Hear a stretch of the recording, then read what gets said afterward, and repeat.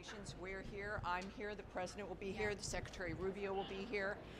They're transparent. They've been very clear. The President obviously loves New York.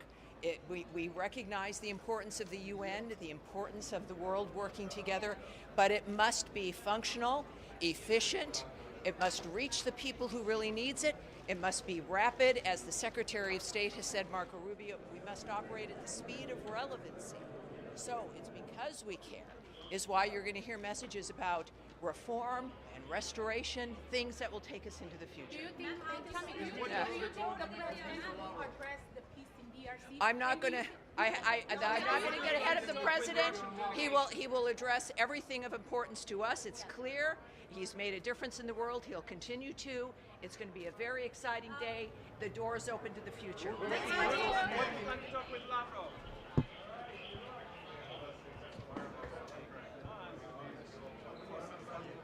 She's spokesperson.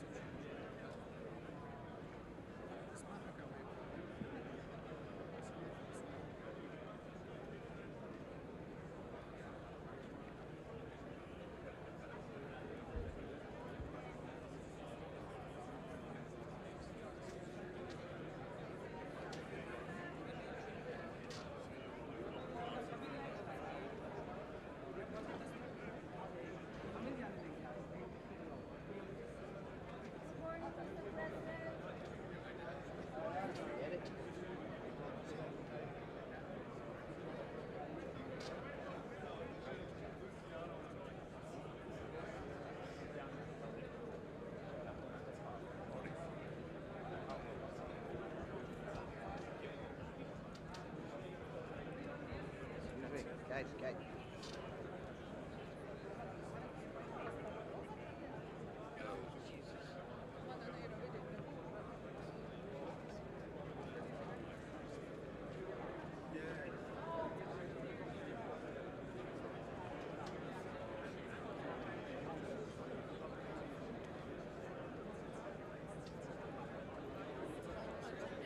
Pode só interpreta e tá gravando.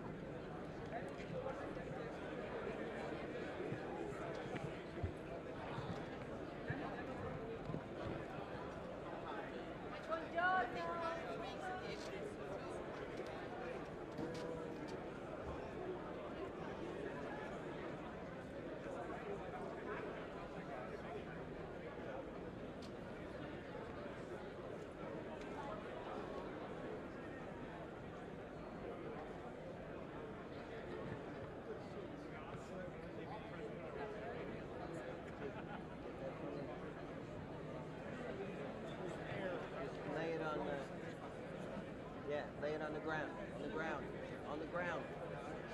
Thank you.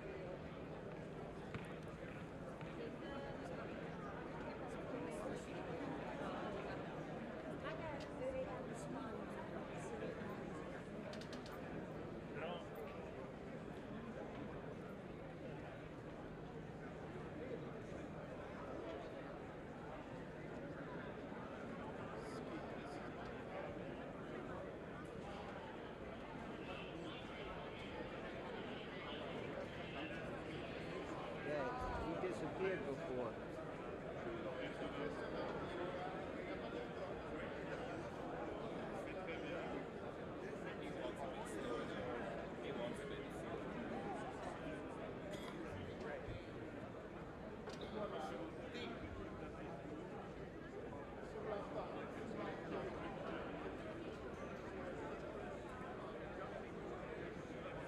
Big motorcade's coming. I don't know who it is. Oh, really?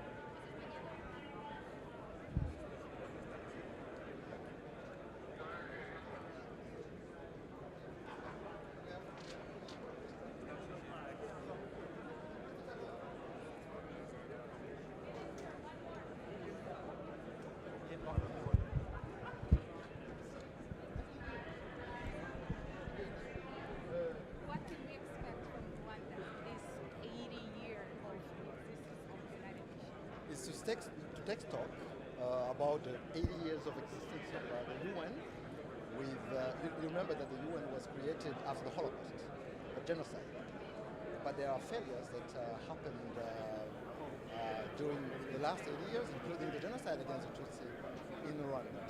So, and we are a bit concerned actually with the resurgence of genocide ideology in our region, especially in CDRC. So we will talk about the positive things, climate change, the digital transformation, the multilateralism that is important for all of us, but to also talk about how the UN will not commit the same mistakes that it has committed in the past by raising the alarm on the situation in our region. What about the Africa being part of the Security Council? That is important because now you know that when the UN Charter was adopted, only 4 African countries were independent and signed on the Charter. And now 2/3 of the items on the agenda of Security Council is about African conflict, African issues. Yet we don't have any single permanent member. So what we believe is that we need to have at least 2 African states as permanent member with all rights and privileges, including the veto right. So we believe in that. What about the ceasefire in DRC? Can you share something? Is it coming? When are we seeing the ceasefire? We signed an important agreement, the Washington Peace Agreement, was mediated by the U.S. administration, the Trump administration. Now meetings are taking place in Washington of organs that are provided for by the process, the Washington peace process. But on the ground, we are concerned about the violation of the ceasefire, including the targeting of communities, Banyamulenge communities, which are being targeted as we speak with hate speech, with military attacks. So we hope that the U.S. and the Qatar and other mediators will help in putting back the agreement on the right track. Thank you. Thank you very much. Thank you.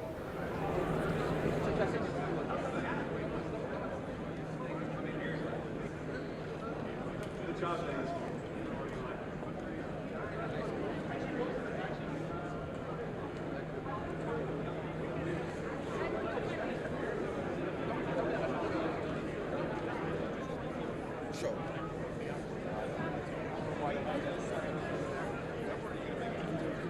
Okay.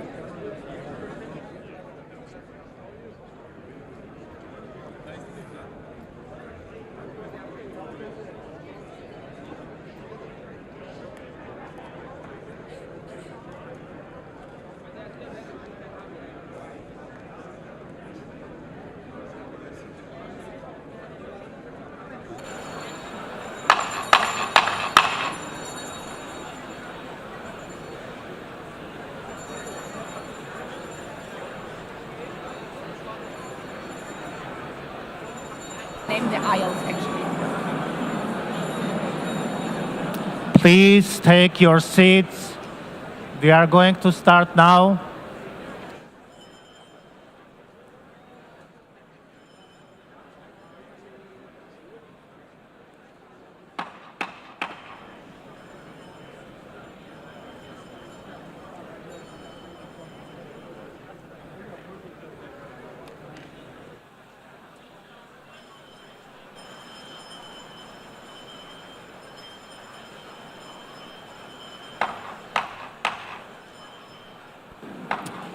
Good morning. Good morning, heads of state. Good morning, excellencies. Good morning, heads of states. People watching from home. Dear guests, people watching from home. The 4th plenary meeting of the General Assembly is called to order. After our intense Monday, today starts the general debate of the 80th session. Before proceeding to the general debate, the Assembly will hear an introduction by Secretary General of his annual report on the work of the organization.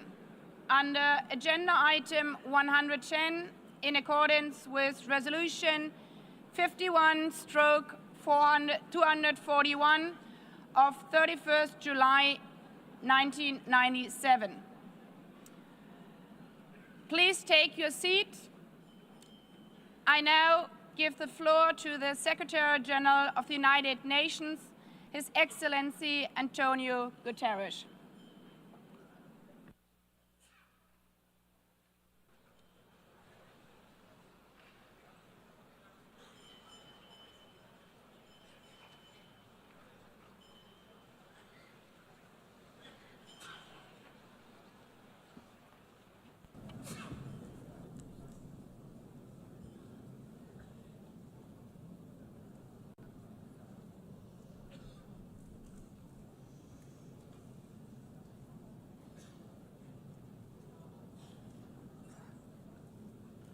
Please, could you take your seats?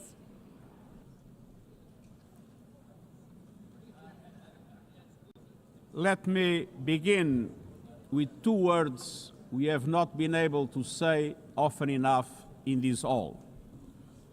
Madam President.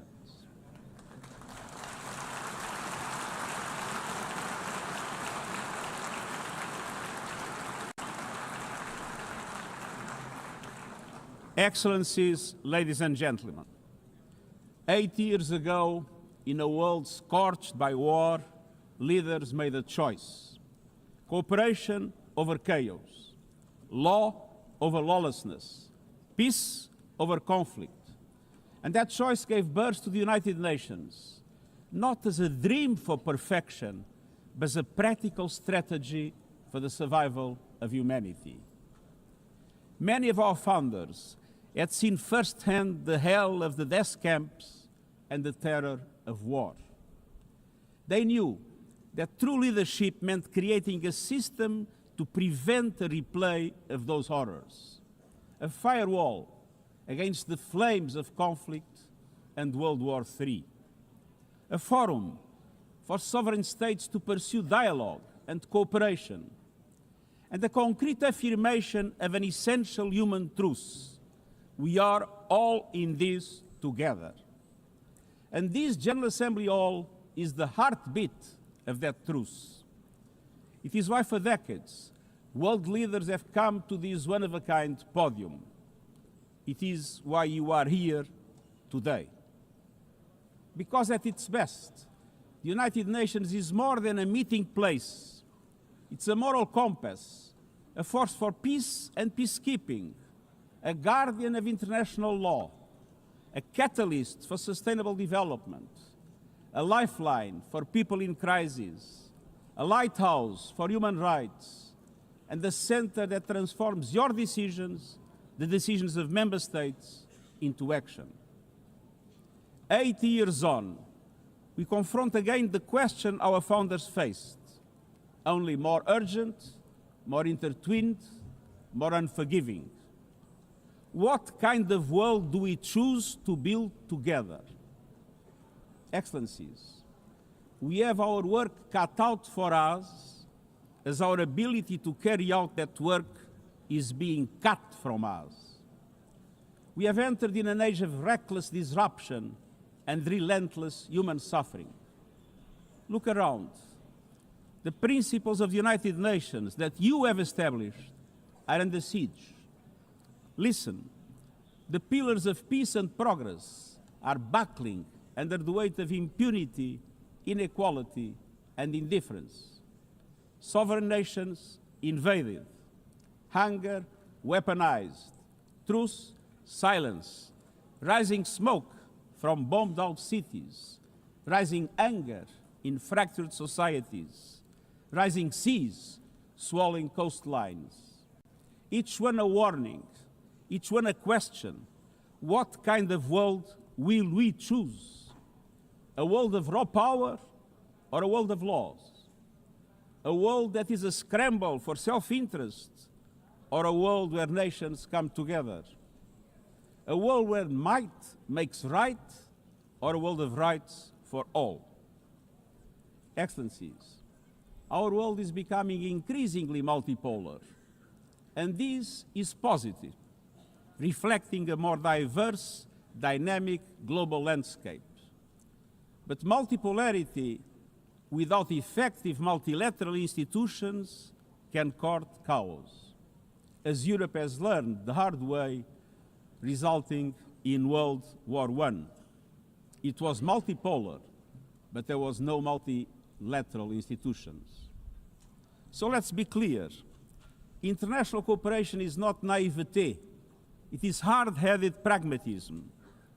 In a world where there's leap borders, isolation is an illusion. No country can stop a pandemic alone. No army can halt rising temperatures. No algorithm can rebuild trust once it is broken. These are global stress tests of our system, our solidarity, and our resolve. I'm convinced we can pass these tests, and we must. Because people everywhere are demanding something better, and we owe them a system worthy of their trust and a future worthy of their dreams. And so we must make the choice, an active choice, to reaffirm the imperative of international law, to reassert the centrality of multilateralism, to reinforce justice and human rights, and to recommit to the principles that gave rise to our organization, and to the promise contained in its first words, we, the peoples. Excellencies, the choices we face are not part of an ideological debate. They are a matter of life and death for millions. As I scan the global landscape, we must make 5 critical choices. First, we must choose peace rooted in international law. Peace is our first obligation. Yet today, wars rage with a barbarity we vowed never to allow. Too often, the Charter is brandished when convenient and trampled when not. But the Charter is not optional. It is our foundation. And when the foundation cracks, everything built upon fractures. Around the world, we see countries acting as if the rules don't apply to them. We see humans treated as less than human, and we must call it out. Impunity is the mother of chaos, and it has spawned some of the most atrocious conflicts of our times. In Sudan, civilians are being slaughtered, starved, and silenced. Women and girls face unspeakable violence. There is no military solution. I urge all parties, including those in this hall, end the external support that is fueling this bloodshed. Push to protect civilians, because the Sudanese people deserve peace, dignity, and hope. In Ukraine, relentless violence continues to kill civilians, destroy civilian infrastructure, and threaten global peace and security. I commend recent diplomatic efforts by the United States and others.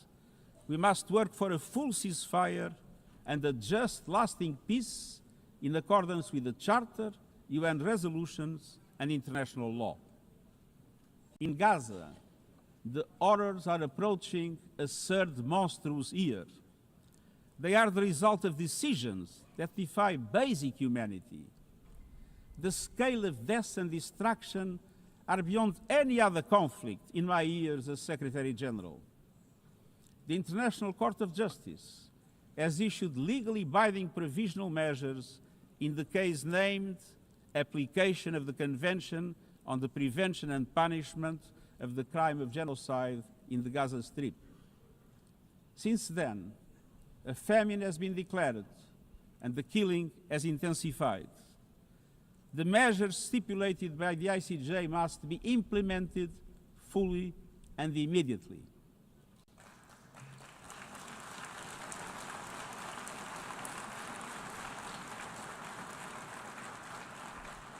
Nothing can justify the horrific Hamas terror attacks of October 7 and the taking of hostages, both of which I have repeatedly condemned.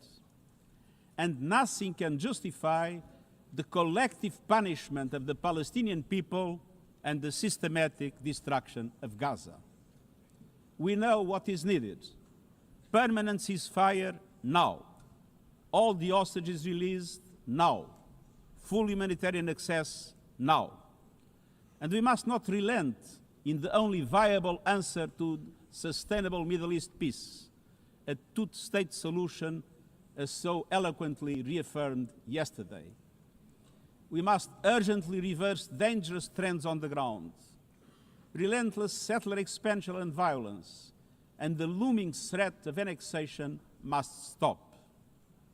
Everywhere, from Haiti to Yemen, to Myanmar and the Sahel and beyond, we must choose peace anchored in international law. The past year has brought glimmers of hope, including the ceasefire between Cambodia and Thailand, and the agreement between Azerbaijan and Armenia brokered by the United States.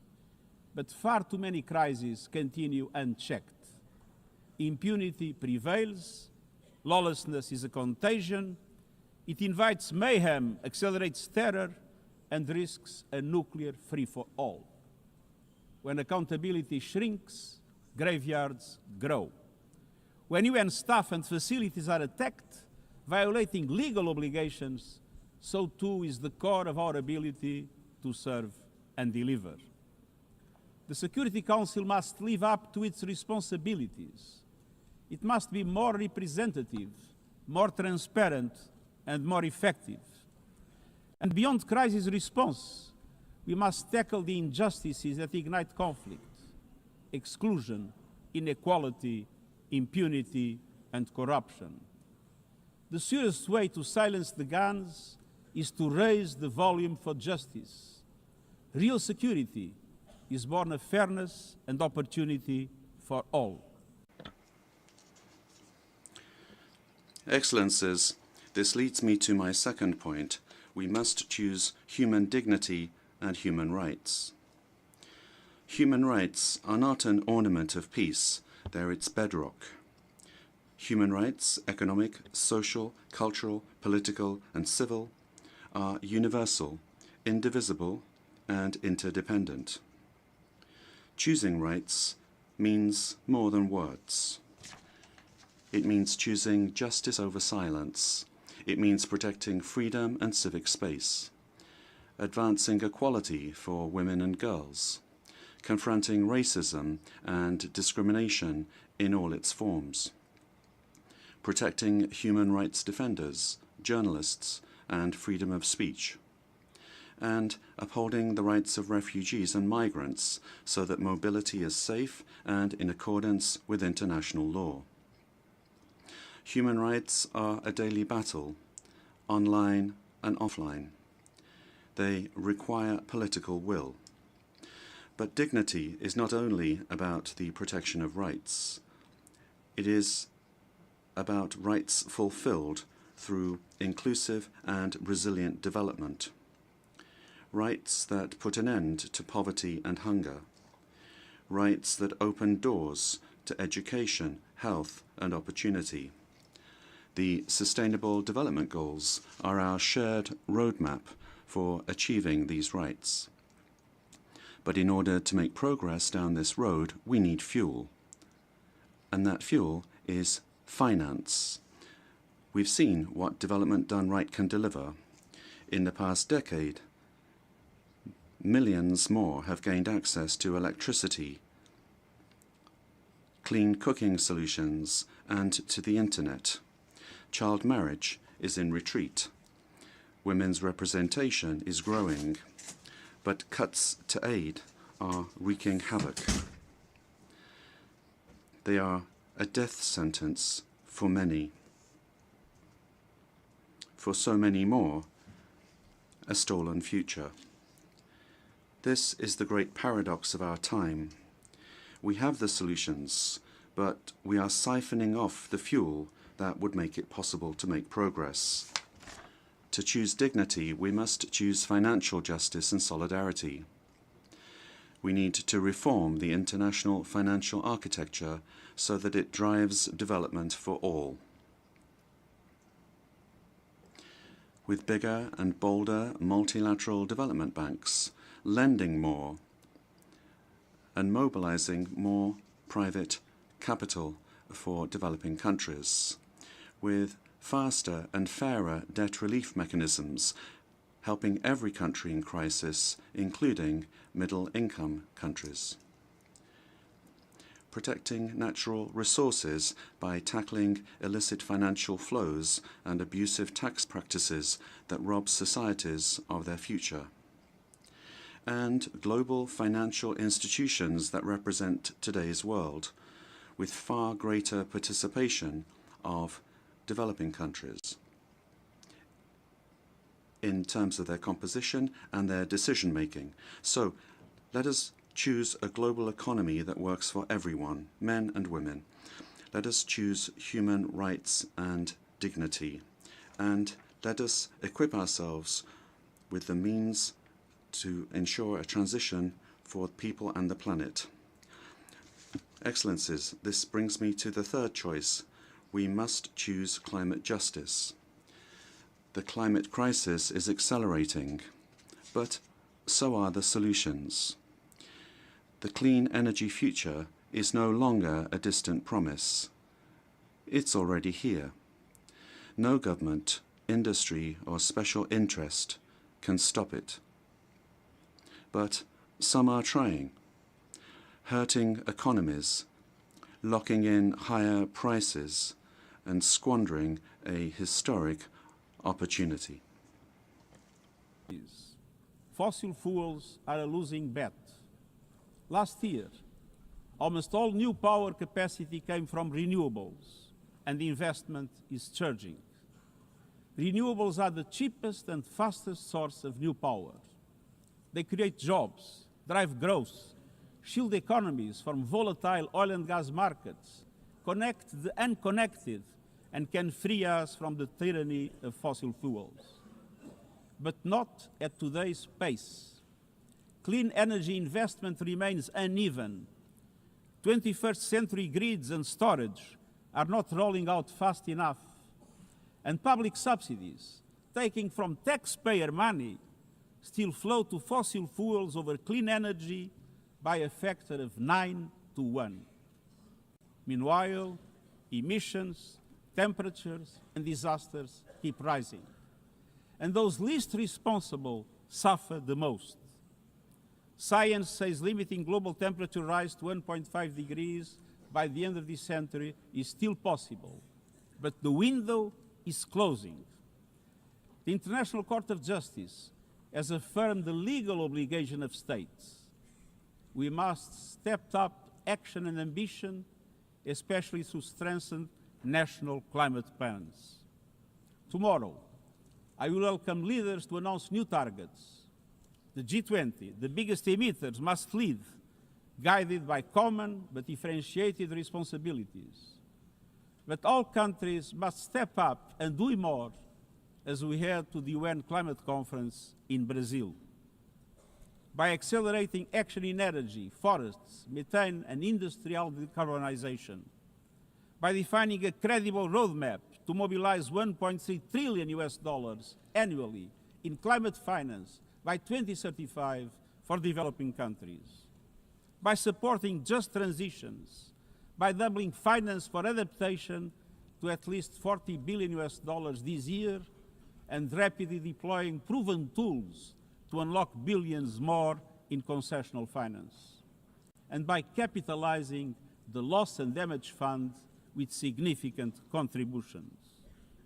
All of these requires government, international financial institutions, philanthropies, civil society, and the private sector to work together, to provide fiscal space to developing countries and unlock new innovative sources of finance at scale, including solidarity levies on high-emitting sectors and debt swaps. We have the solutions and tools, but we must choose climate justice and climate action. Fourth, we must choose to put technology at the service of humanity. Artificial intelligence is rewriting human existence in real time, transforming how we learn, work, communicate, and what we can trust. And the question is not how to stop it, but how to steer it for the greater good. Technology must be our servant, not our master. It must promote human rights, human dignity, and human agency. Yet today, AI's advancement in outpacing regulation and responsibility and is concentrated in a few hands. And the risks are expanding to new frontiers, from biotech to autonomous weapons. We are witnessing the rise of tools for mass surveillance, mass social control, mass disruption, and even mass destruction. Tools that can drain energy, strain ecosystems, and intensify the race for critical minerals, potentially stoking instability and conflict. Yet, these technologies remain largely ungoverned. We need universal guardrails and common standards across platforms. No company should be above the law. No machines should decide who lives or dies. No system should be deployed without transparency, safety, and accountability. Last month, this Assembly took a historic step, establishing an independent international scientific panel on AI and an annual global dialogue on AI governance. Two new pillars of a shared architecture, connecting science with policy to bring clarity and foresight, enabling innovation to flourish while advancing our values and our rights, and ensuring governments, companies, and civil society can help shape common norms. We must build on these mechanisms and close the capacity gap. All countries must be able to design and develop AI, not just to consume it. I have proposed voluntary financing options to build AI computing power, data, and skills in developing nations. No country should be locked out of the digital future or locked into systems it cannot shape or trust. And governments must lead with vision, and companies must act with responsibility.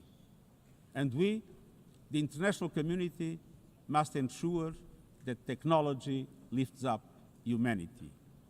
So let us choose cooperation over fragmentation, ethics over expediency, and transparency over opacity. Technology will not wait for us, but we can still choose what it serves. So let us choose wisely. Fifth and finally, to meet all these goals, we must choose to strengthen the United Nations for the 21st century. The forces shaking our world are also testing the foundations of the United Nations system. We are being hit by rising geopolitical tensions and divisions, chronic uncertainty, and mounting financial strain.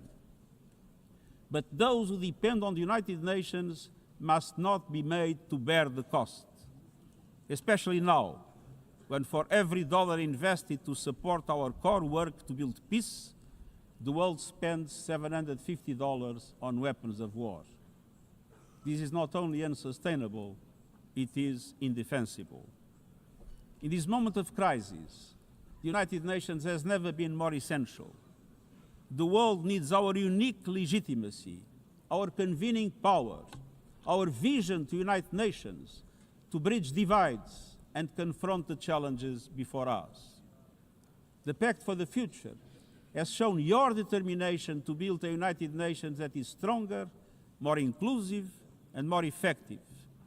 That is the logic and the urgency of our UN80 initiative. We are moving swiftly and decisively. I put forward concrete proposals, a revised budget for 2026 that strengthens accountability, improves delivery, and cuts costs. Practical reforms to implement mandates more effectively and efficiently with greater impact. And ideas to spark a paradigm shift in the structure of the UN and how its parts work together. Most of these decisions rest with you, the member states, and we will move forward in full respect of the established procedures. Together, let us choose to invest in a United Nations that adapts, innovates, and is empowered to deliver for people everywhere. Excellencies, my overriding message comes down to this. Now is the time to choose. It's not enough to know what the right choices are. I urge you to make them. I grew up in a world where choices were few. I was raised in the darkness of dictatorship, where fear silenced voices and hope was nearly crushed.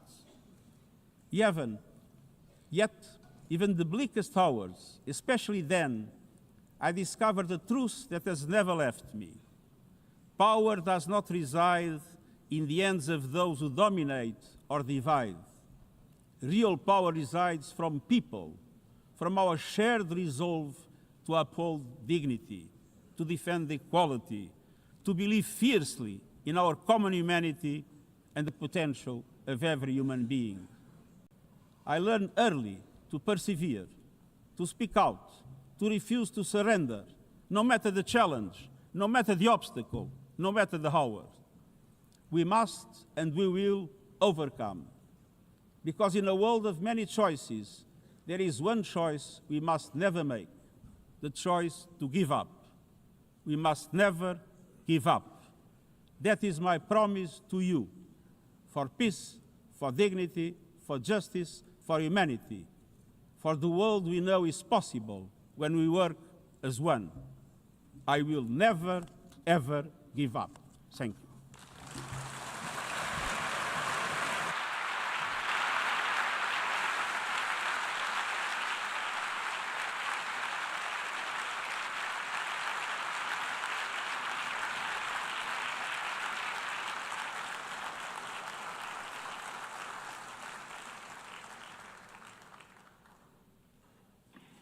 I thank the Secretary General.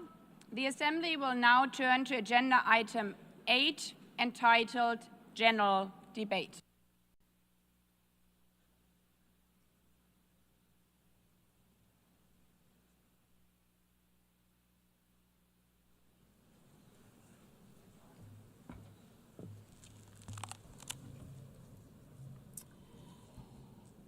"80 years. Longer than the average human life.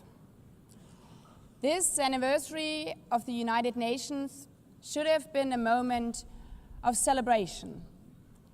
But this is not an ordinary year. Just look at the state of our world, as the Secretary General described. Thousands of orphans in Gaza are wandering around the rubble, eating sand, drinking contaminated water. 90-year-old women in Ukraine are hiding from drones, trapped in their homes instead of living their final years in peace. Children in Haiti, too afraid to walk to school, afraid they might be gunned down by gangs like their friends. And for every conflict and tragedy that seizes the headlines, there are so many more that are forgotten, lost to the news cycle. Like women in Democratic Republic of the Congo, shielding their daughters from armed groups, fearful they might be raped. And Rohingya children, spending their whole childhood in tattered tents, unable to remember what their home looks like. Faced with these realities, now is not the time to celebrate, but to ask ourselves, where is the United Nations? Distinguished heads of state and government, Mr. Secretary General, Excellencies, ladies and gentlemen, people out there in the world watching us. Clearly, we have to do better. But what we should not let cynics allow to weaponize these failures, to argue that our institution is a waste of money, outdated, irrelevant. When the principles of the Charter are ignored, is it the UN that has failed? when tanks rolled into Ukraine? Was it because Article 2 of the Charter is not clear enough about sovereignty and territorial integrity?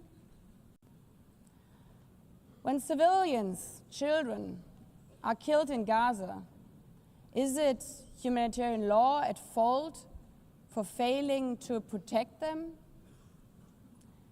It's not the Charter which fails. It's not the UN as an institution which fails. The Charter, our Charter, is only as strong as member states' willingness to uphold it, and their willingness to hold to account those who violate it. Excellencies, yes, our world is in pain. Yes, we have failures. But imagine how much worse would it be without the United Nations? Would a single person be better off without it?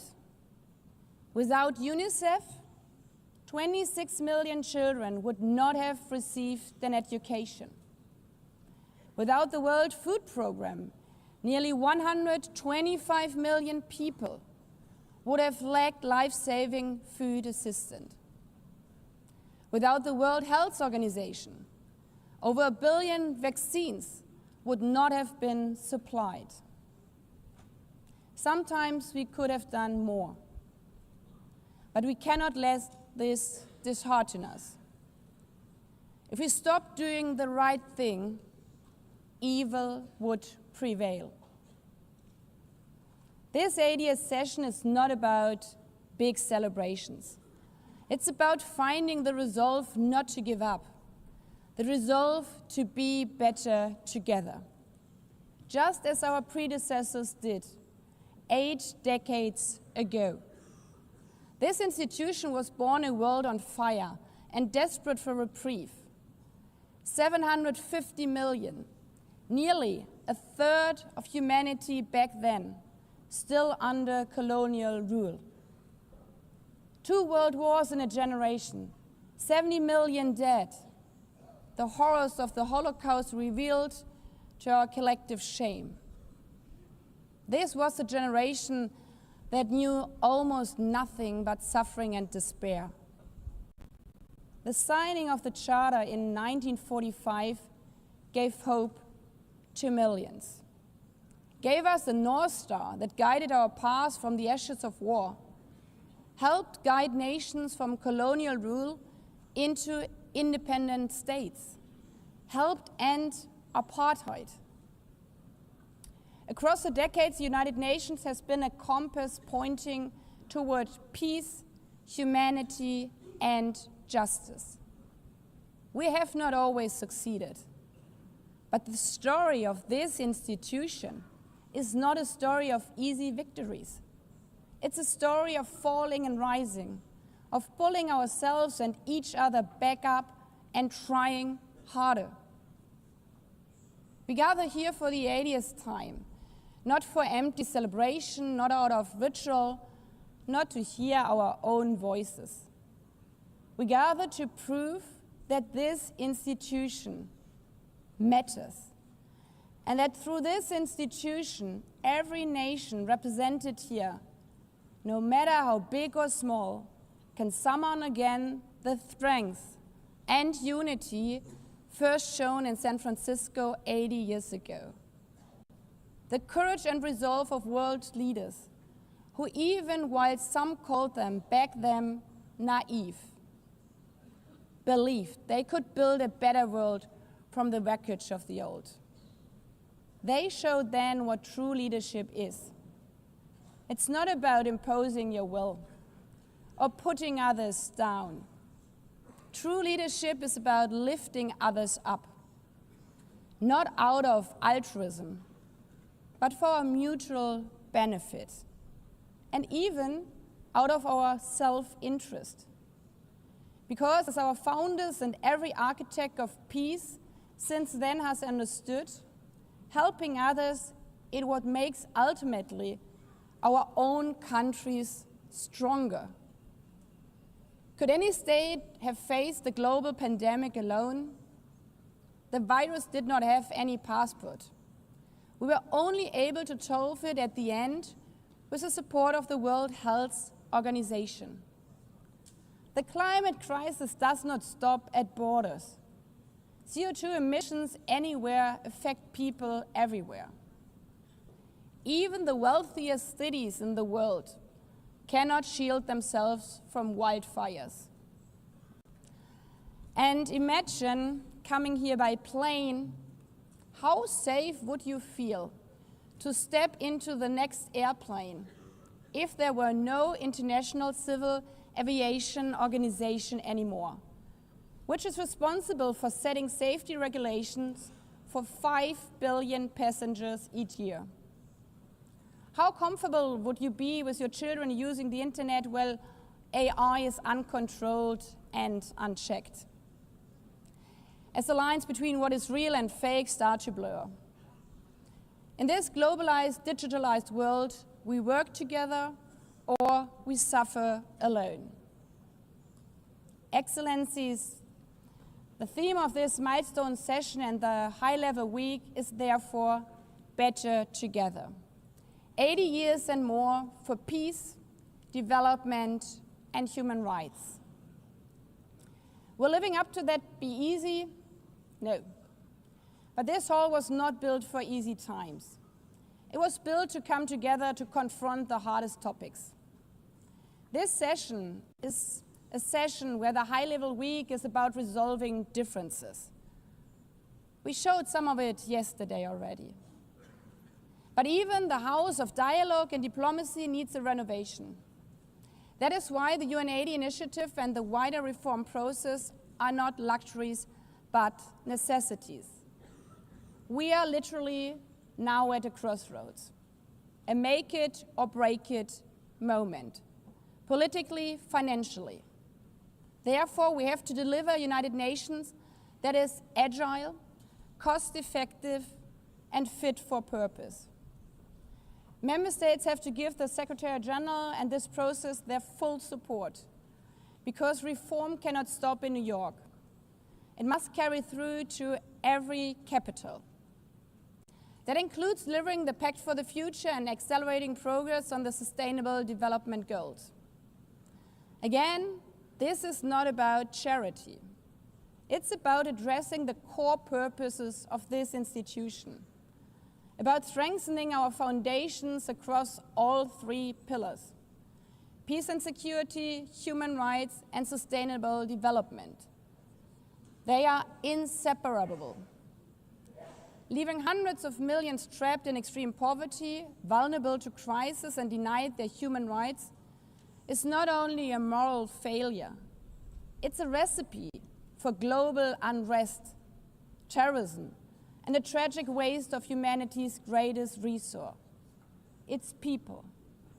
Put it simply, without the SDGs, there cannot be lasting peace.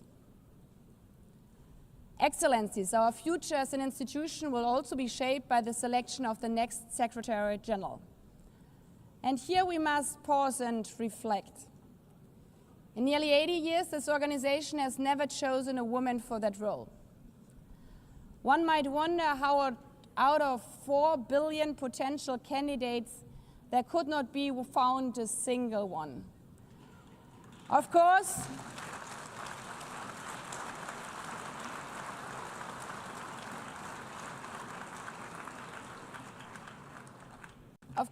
the choice rests with member states. But those of you having been there,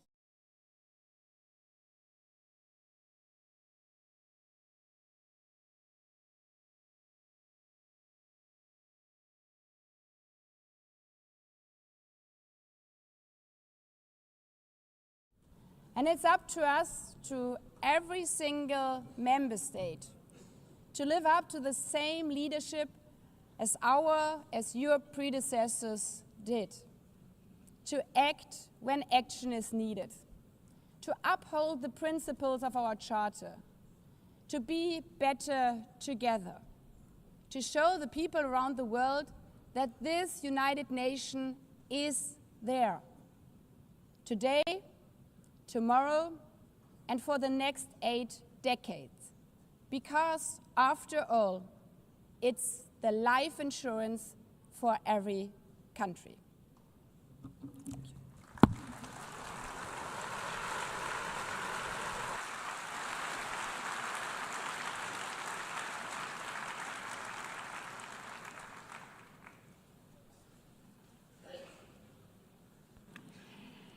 Before giving the floor to the first speaker for this morning, I would like to remind member states that the list of speakers for the general debate has been established on the agreed basis that statements should be no longer than 15 minutes to enable all the speakers to be heard at a given meeting. Within this time frame, I would like to appeal to speakers to deliver their statements at a reasonable pace so that interpretation into the other official languages may be provided properly. I would also like to draw your attention to the decision taken by the Assembly at previous sessions, namely that the practice of expressing congratulations inside the Assembly Hall after speech has been delivered is strongly discouraged. After delivering their statements from the rostrum, speakers are invited to exit the hall through room JA200, located behind the podium, before returning to their seats. May I take it that the Assembly agrees to proceed in this manner? It's so decided. Finally, I should like to draw the attention of member states that during the general debate, official photographers are in the room and will take official photographs of all speakers by the Department of Global Communications.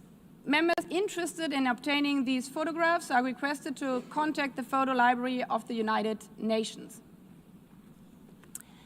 By this, the Assembly will hear an address by His Excellency Luiz Inácio Lula da Silva, President of the Federative Republic of Brazil. I request the protocol to escort His Excellency and invite him to address the Assembly.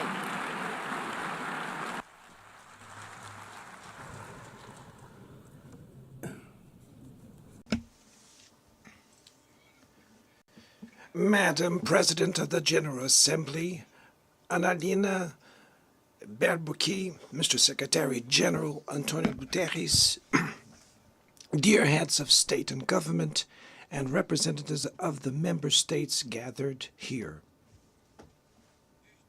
This should be a time to celebrate the United Nations. Created at the end of the war, the UN symbolizes the highest expression of the aspiration for peace and prosperity. Today, however, the ideals that inspired its founders in San Francisco are under threat as never before in their history. Multilateralism is at a new crossroads. The organization's authority is in check. We are witnessing the consolidation of an international order marked by repeated concessions to power play. Attacks on sovereignty, arbitrary sanctions, and unilateral interventions are becoming the rule.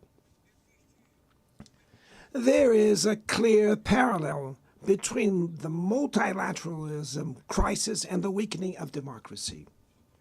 Authoritarianism is strengthened when we fail to act in the face of arbitrary acts, when the international society falters in defending peace, sovereignty, and the rule of law.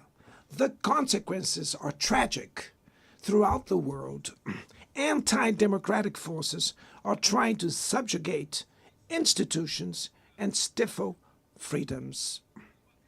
They worship violence, praise ignorance, act as physical and digital militias, and restrict the press. Even under an unprecedented attack, Brazil chose to resist and defend its democracy, regained 40 years ago by its people after 2 decades of dictatorial governments.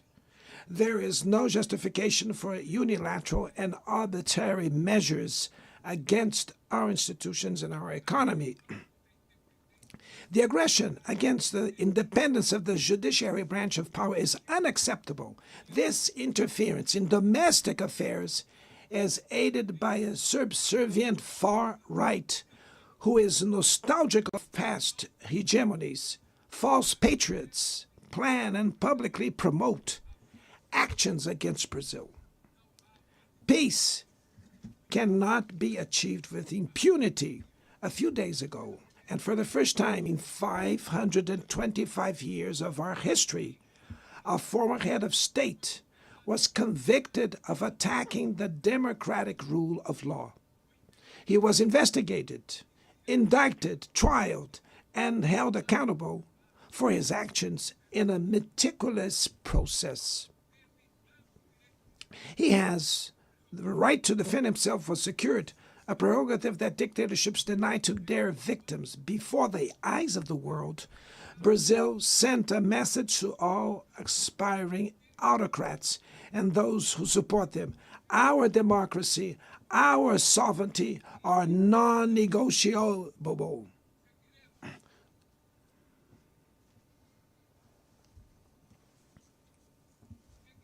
We will continue as an independent nation and as a people free from any type of guardianship. Sound democracies go beyond the electoral ritual. Its strength presupposes the reduction of inequalities, the guarantee of the most basic rights: food, safety, work, housing, education, and health. Democracy fails when women earn less than men or die at the hands of partners and family members. It loses when it closes its doors and blames migrants for the world's ills. Poverty is as much an enemy of democracy as extremism. Therefore, we were proud to receive confirmation from FAO that Brazil has once again left the hunger map in this year, 2025.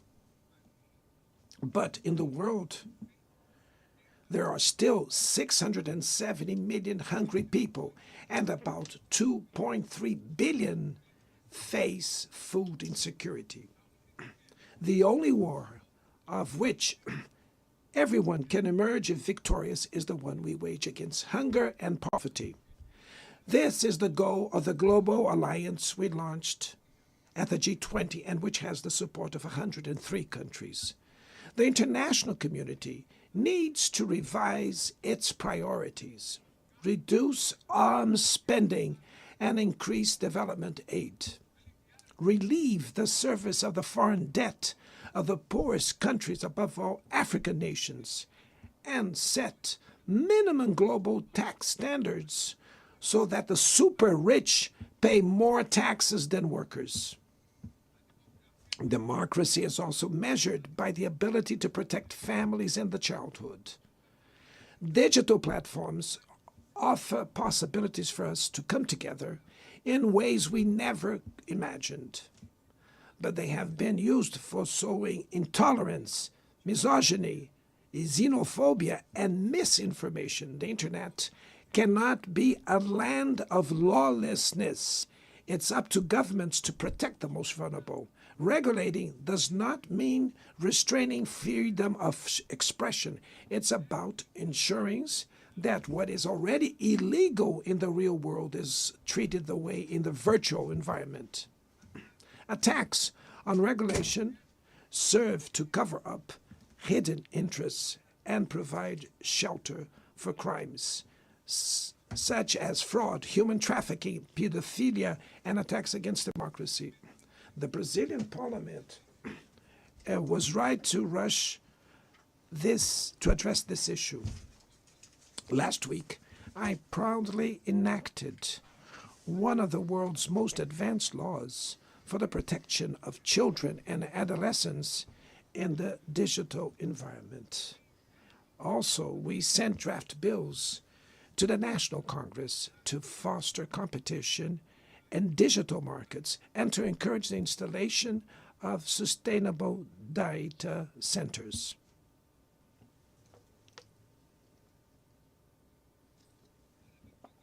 To mitigate the risks of artificial intelligence, we are committed to building multilateral governance in line with the Global Digital Compact that was approved in this plenary last year. Ladies and gentlemen, Your Excellencies, in Latin America and the Caribbean, we are experiencing a time of growing polarization and instability. Maintaining the region as a zone of peace is and was our priority. We are a continent free of weapons of mass destruction, without ethnic or religious conflicts. The comparison between crime and terrorism is worrying. The most effective way to combat drug trafficking is to cooperate to suppress money laundering and limit arms trade. Using lethal force in situations that do not constitute armed conflict is tantamount to executing people without trial. Other parts of the planet have already witnessed interventions that cause greater damage than intended, with serious humanitarian consequences. The path to dialogue must not be closed in Venezuela. Haiti has the right to a violence-free future, and it is unacceptable that Cuba be listed as a country that sponsors terrorism. In the conflict in Ukraine,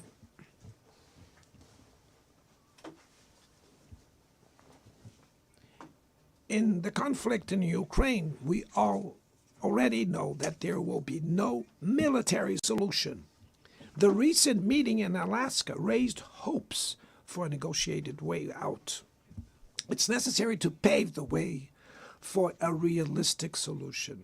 This implies taking into account the legitimate security concerns of all parties. The African Initiative and the Friends for Peace group created by China and Brazil can help promote dialogue and a diplomatic solution. No situation is more emblematic of the disproportionate and illegal use of force than the one occurring in Palestine. The terrorist attacks perpetrated by Hamas are indefensible from any angle, but nothing, absolutely nothing, justifies the ongoing genocide in Gaza.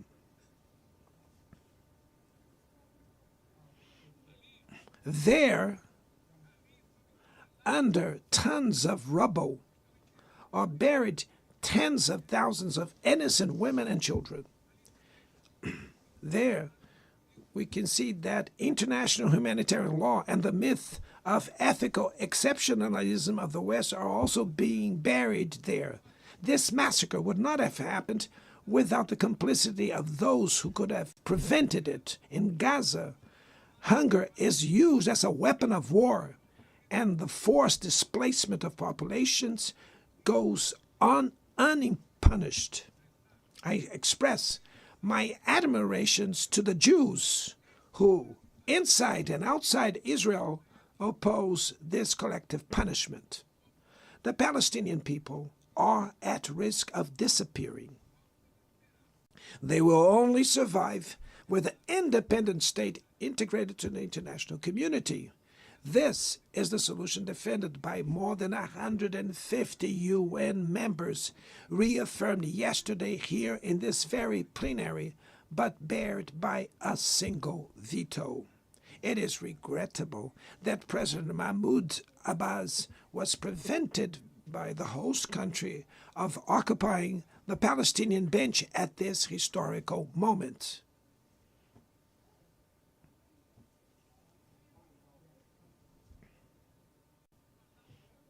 The spread of this conflict to Lebanon, Syria, Iran, Qatar is fueling an unprecedented arms build-up.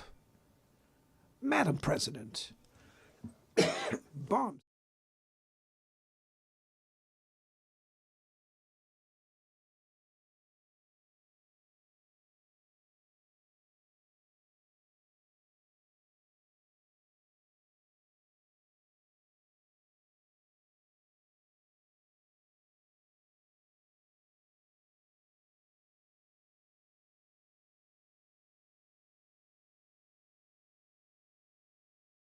sees nationally determined contributions, we were walking blindfolded towards the abyss. Brazil has committed to reducing its emissions by 59 and 67%, covering all greenhouse gases and all sectors of the economy. Developing nations face climate change while grappling with other challenges. Meanwhile, rich countries enjoy a standard of living reached at the expense of 200 years of greenhouse gas emissions, demanding greater ambition and greater access to resources and technology. It's not a matter of charity, but of justice. The race for critical minerals essential for energy transition cannot reproduce the predatory and asymmetrical logic that has characterized recent centuries. In Belém City, the world will learn about the reality of the Amazon. Brazil has already reduced deforestation by half in the region in the last 2 years. Eradicating it requires ensuring decent living conditions for its millions of inhabitants. Promoting sustainable development is the objective of the Tropical Forest Forever facility, which Brazil intends to launch to compensate countries that keep their forests standing. But the time has come to move from the negotiation phase to the implementation stage. The world owes a lot to the regime created by the Climate Convention. Climate change needs to be brought to the heart of the UN so that it gets the attention it deserves. A council linked to the General Assembly with the power and legitimacy to monitor commitments provide coherence to climate action. This is a fundamental step towards a broader reform of the organization, which would also include an expanded Security Council in the 2 member categories. Few areas have worsened as much as the multilateral trading system.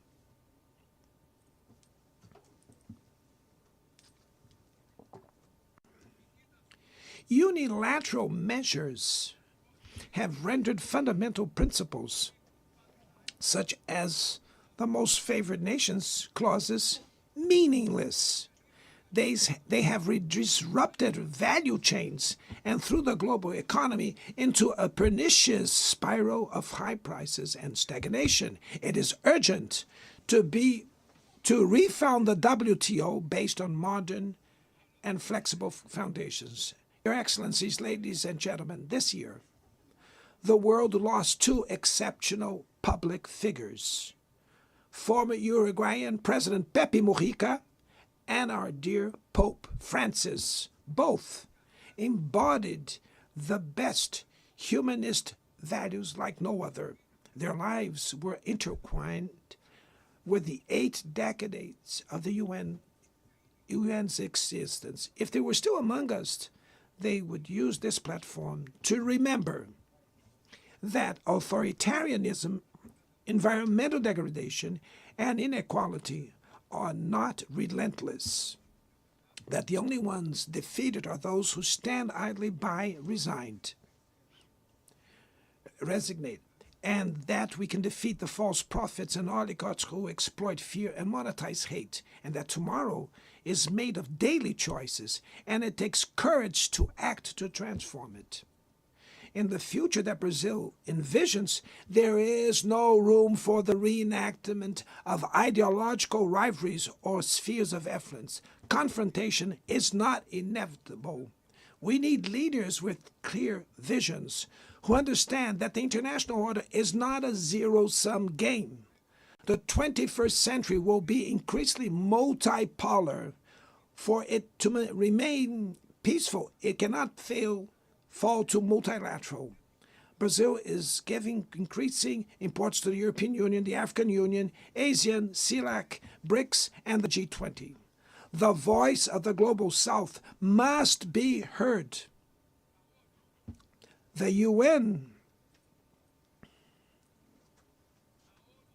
The UN has today almost 4 times more members than the 51 who were at its foundation. Our historic mission is to make it once again a barrier of hope and a promoter of equality, peace, sustainable development, diversity, and tolerance. May God bless us all. And thank you very much.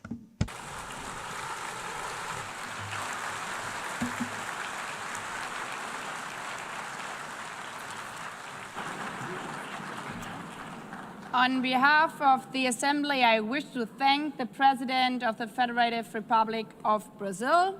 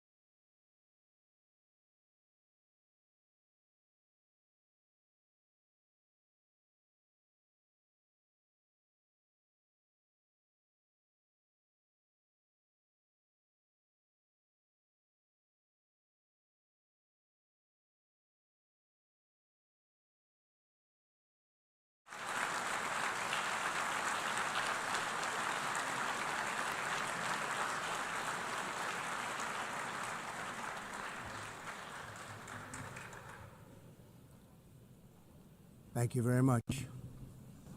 Very much appreciated.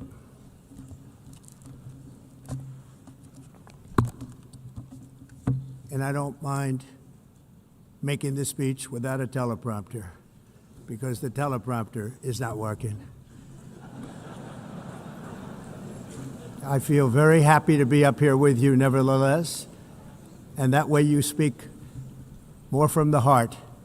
I can only say that whoever's operating this teleprompter is in big trouble.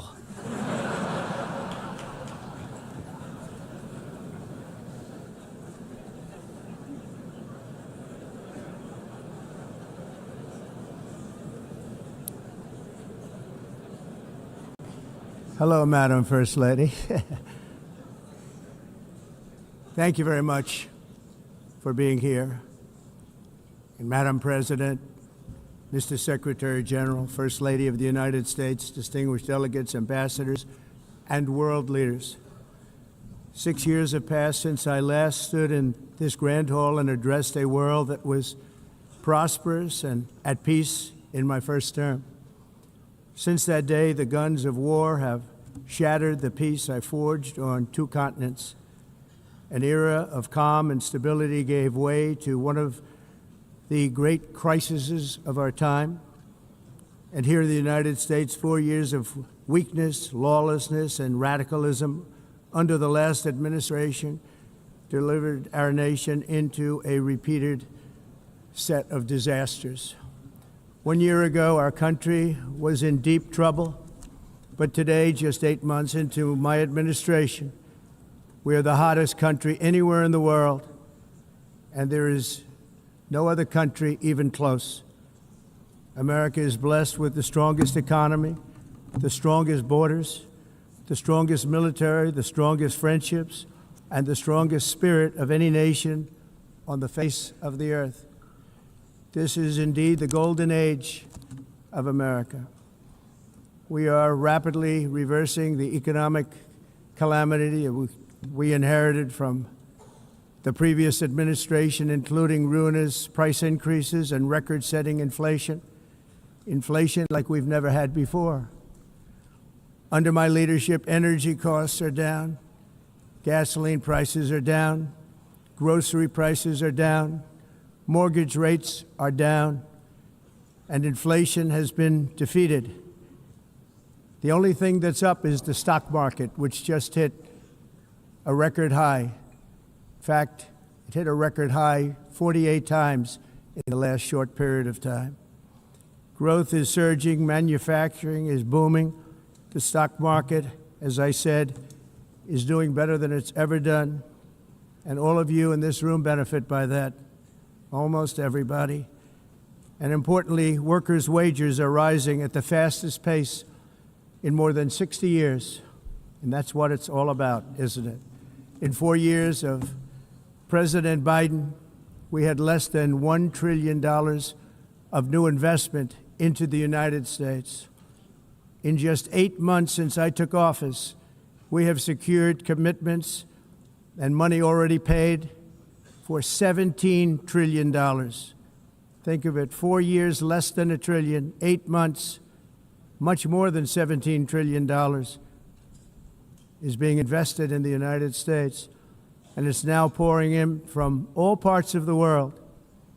We've implemented the largest tax cuts in American history and the largest regulation cuts in American history, making this once and again the best country on earth to do business. And many of the people in this room are investing in America, and it's turned out to be an awfully good investment during this 8-month period. In my first term, I built the greatest economy in the history of the world. We had the best economy ever, history of the world. And I'm doing the same thing again, but this time it's actually much bigger and even better. The numbers far surpass my record-setting first term. On our southern border, we have successfully repelled a colossal invasion. And for the last 4 months, and that's 4 months in a row, the number of illegal aliens admitted and entering our country has been 0. Hard to believe, because if you look back just a year ago, it was millions and millions of people pouring in from all over the world, from prisons, from mental institutions, drug dealers. All over the world they came. They just poured into our country with the ridiculous open border policy of the Biden administration. Our message is very simple. If you come illegally into the United States, you're going to jail, or you're going back to where you came from, or perhaps even further than that. You know what that means. I want to thank the country of El Salvador for the successful and professional job they've done in receiving and jailing so many criminals that entered our country. And it was under the previous administration that the number became record-setting, and they're all being taken out. We have no choice. And other countries have no choice, because other countries are in the exact same situation with immigration. It's destroying your country, and you have to do something about it.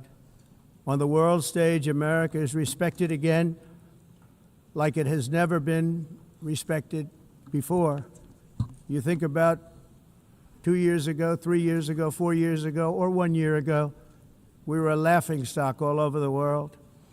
At the NATO summit in June, virtually all NATO members formally committed to increase defense spending, at my request, from 2% to 5% of GDP, making our alliance far stronger and more powerful than it was ever before. In May, I traveled to the Middle East to visit my friends and rebuild our partnerships in the Gulf and those valued relationships with Saudi Arabia, Qatar, and the UAE, and other countries are now, I believe, closer than ever before.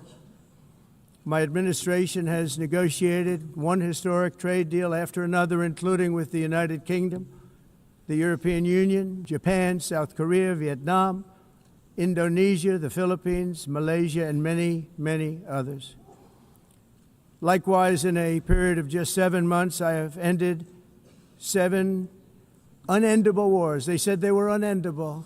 You're never going to get them solved. Some were going for 31 years, 2 of them, 31, think of it, 31 years. One was 36 years. One was 28 years.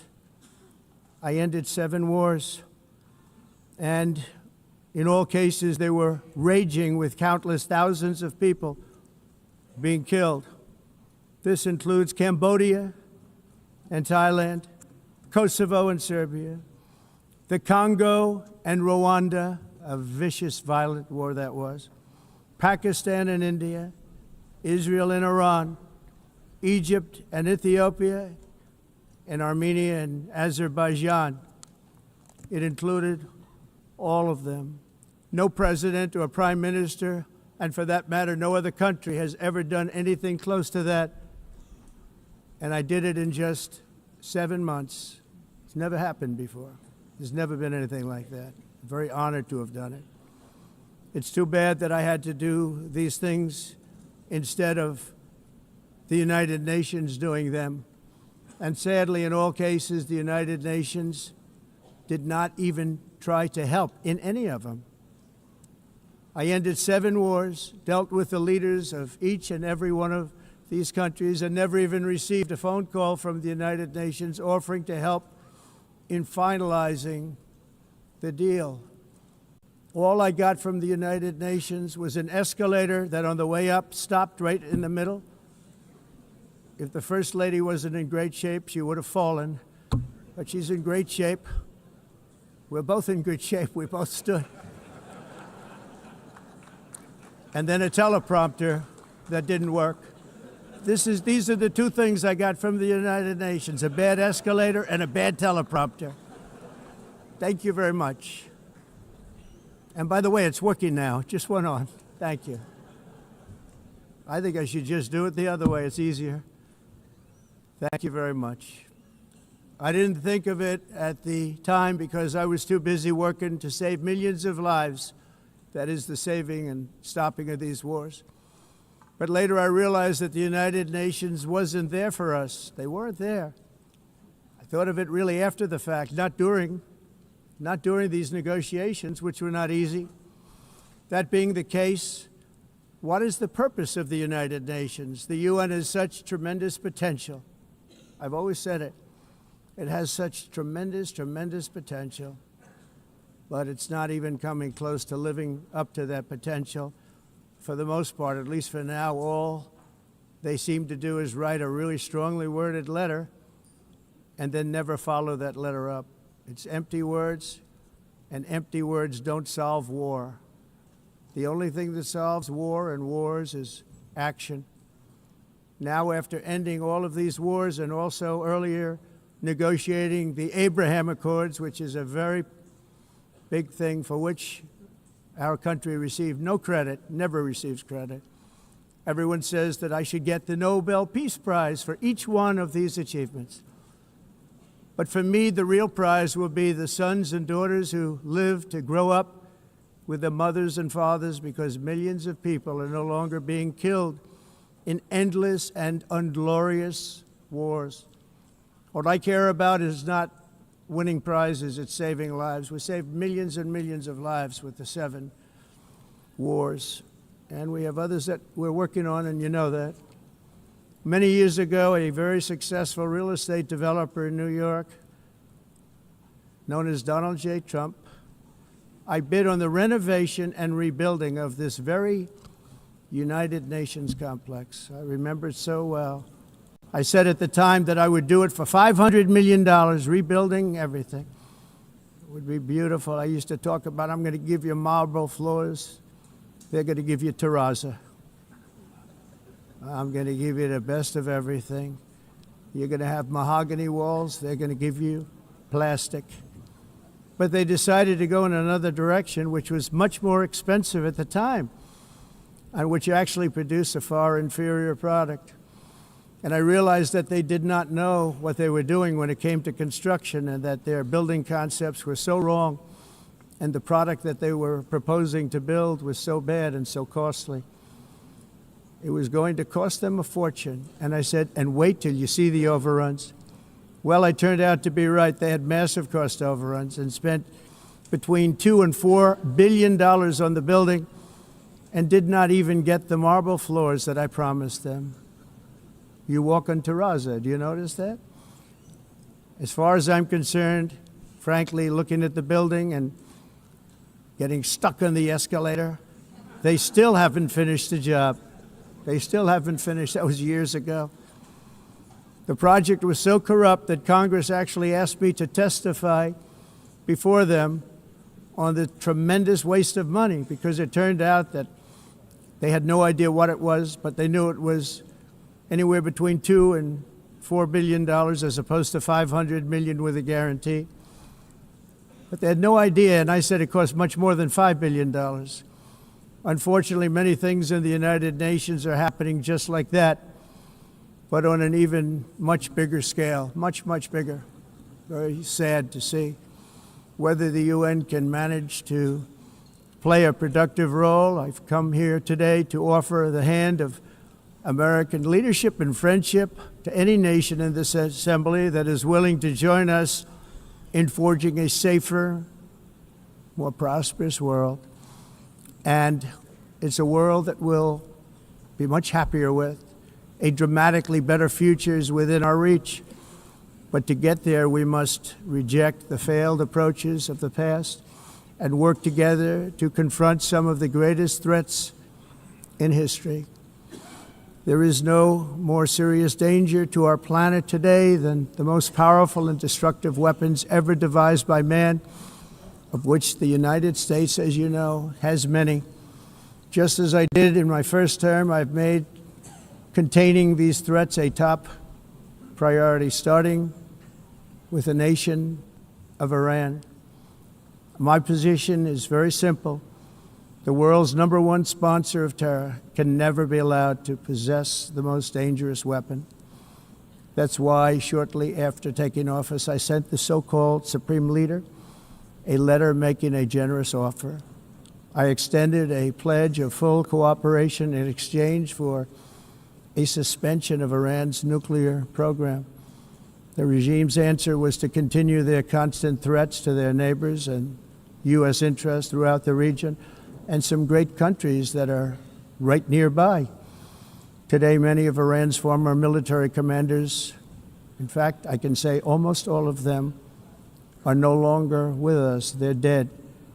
And 3 months ago, in Operation Midnight Hammer, 7 American B-2 bombers dropped the 14 30,000-pound each bombs on Iran's key nuclear facilities, totally obliterating everything. No other country on earth could have done what we did. No other country has the equipment to do what we did. We have the greatest weapons on earth. We hate to use them. But we did something that for 22 years people wanted to do. With Iran's nuclear enrichment capacity demolished, I immediately brokered an end to the 12-day war, as it's called, between Israel and Iran, with both sides agreeing to fight no longer. As everyone knows, I have also been deeply engaged in seeking a ceasefire in Gaza. Have to get that done. Have to get it done. Unfortunately, Hamas has repeatedly rejected reasonable offers to make peace. We can't forget October 7th, can we? Now, as if to encourage continued conflict, some of this body is seeking to unilaterally recognize a Palestinian state. The rewards would be too great for Hamas terrorists for their atrocities. This would be a reward for these horrible atrocities, including October 7th, even while they refuse to release the hostages or accept a ceasefire. Instead of giving to Hamas and giving so much, because they've taken so much, they have taken so much. This could have been solved so long ago. But instead of giving in to Hamas's ransom demands, those who want peace should be united with one message: release the hostages now. Just release the hostages now. Thank you.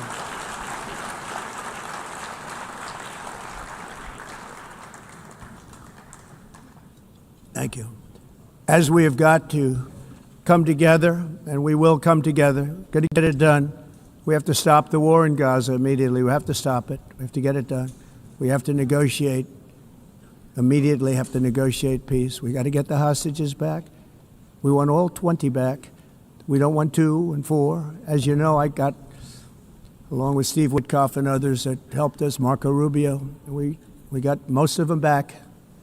We were involved in all of them. But I always said the last 20 are going to be the hardest, and that's exactly what happened. We have to get them back now. We don't want to get back 2, and then another 2, and then 1, and then 3.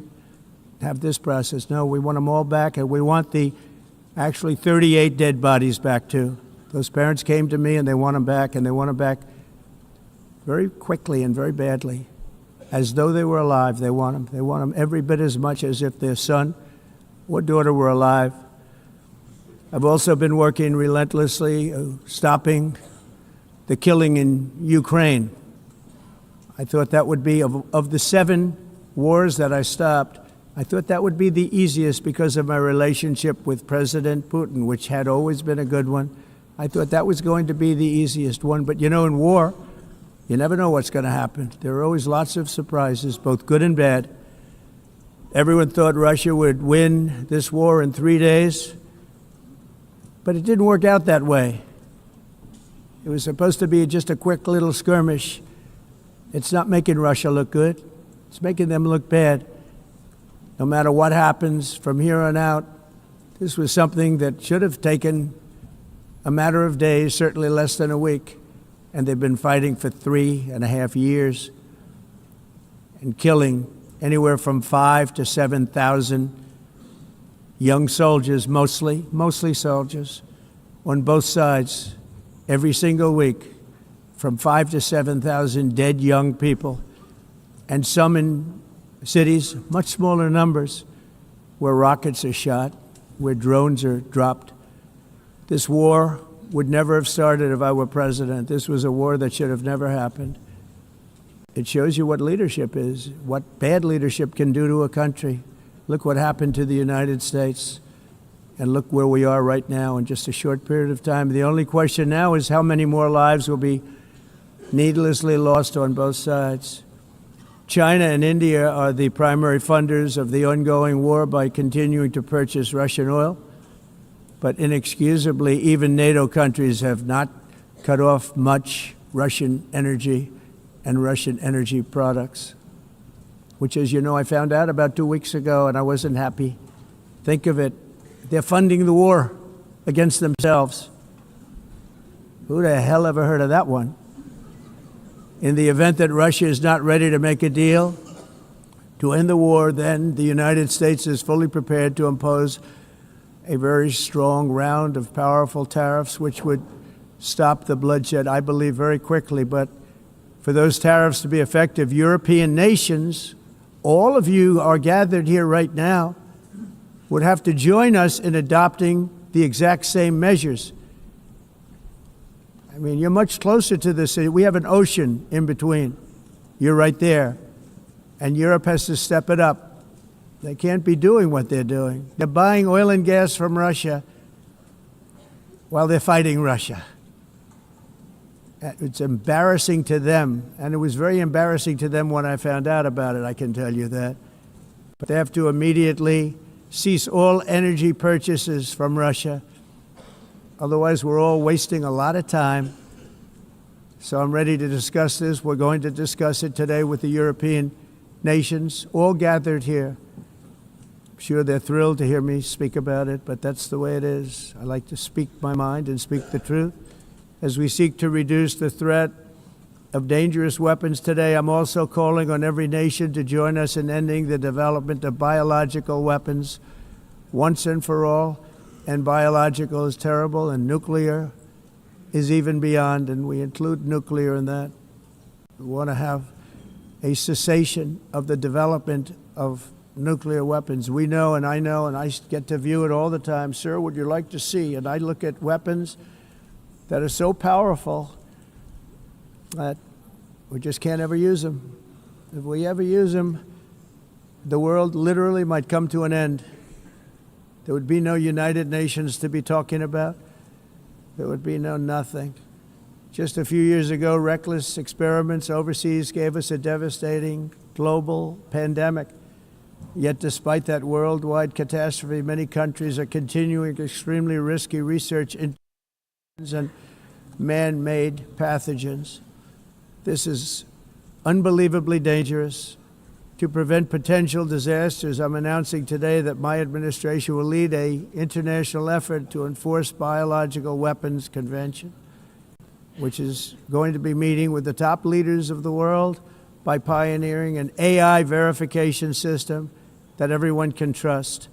Hopefully the UN can play a constructive role, and it will also be one of the early projects under AI. Let's see how good it is, because a lot of people are saying it could be one of the great things ever, but it also can be dangerous, but it can be put to tremendous use and tremendous good, and this would be an example of that.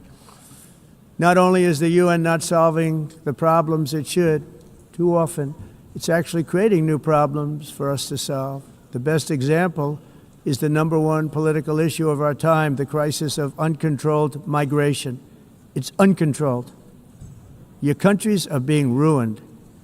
The United Nations is funding an assault on Western countries and their borders. In 2024, the UN budgeted $372 million in cash assistance to support an estimated 624,000 migrants journeying into the United States. Think of that. The UN is supporting people that are illegally coming into the United States, and then we have to get them out. The UN also provided food, shelter, transportation, and debit cards to illegal aliens. Can you believe that? On the way to infiltrate our southern border. Millions of people came through that southern border. Just a year ago, millions and millions of people were pouring in, 25 million altogether over the 4 years of the incompetent Biden administration. And now we have it stopped, totally stopped. In fact, they're not even coming anymore because they know they can't get through. But what took place is totally unacceptable. The UN is supposed to stop invasions, not create them and not finance them. In the United States, we reject the idea that mass numbers of people from foreign lands can be permitted to travel halfway around the world, trample our borders, violate our sovereignty, cause unmitigated crime, and deplete our social safety net. We have reasserted that America belongs to the American people, and I encourage all countries to take their own stand in defense of their citizens as well. You have to do that because I see it. I'm not mentioning names. I see it, and I could call every single one of them out. You're destroying your countries. They're being destroyed. Europe is in serious trouble. They've been invaded by a force of illegal aliens like nobody's ever seen before. Illegal aliens are pouring into Europe. Nobody is ever, and nobody's doing anything to change it, to get them out. It's not sustainable. And because they choose to be politically correct, they're doing just absolutely nothing about it. And I have to say, I look at London, where you have a terrible mayor, terrible, terrible mayor, and it's been so changed, so changed. Now they want to go to Sharia law, but you're in a different country. You can't do that. Both the immigration and their suicidal energy ideas will be the death of Western Europe if something is not done immediately. This cannot be sustained. What makes the world so beautiful is that each country is unique. But to stay this way, every sovereign nation must have the right to control their own borders. You have the right to control your borders, as we do now, and to limit the sheer numbers of migrants entering their countries and paid for by the people of that nation that were there and that built that particular nation at the time. They put their blood, sweat, tears, money into that country. and now they're being ruined. Proud nations must be allowed to protect their communities and prevent their societies from being overwhelmed by people they have never seen before, with different customs, religions, with different everything. Where migrants have violated laws, lodged false asylum claims, or claimed refugee status for illegitimate reasons, they should, in many cases, be immediately sent home. And while we will always have a big heart for places and people that are struggling and truly compassionate, answers will be given. We have to solve the problem, and we have to solve it in their countries, not create new problems in our countries. And we are very helpful to a lot of countries that are just not able to send their people anymore. They used to send them to us in caravans of 25, 30,000 people each. These massive caravans of people pouring into our country, totally unchecked and unvetted. But not anymore. According to the Council of Europe, in 2024, almost 50% of inmates in German prisons were foreign nationals or migrants. In Austria, the number was 53% of the people in prisons were from places that weren't from where they are now. In Greece, the number was 54%, and in Switzerland, beautiful Switzerland, 72% of the people in prisons are from outside of Switzerland.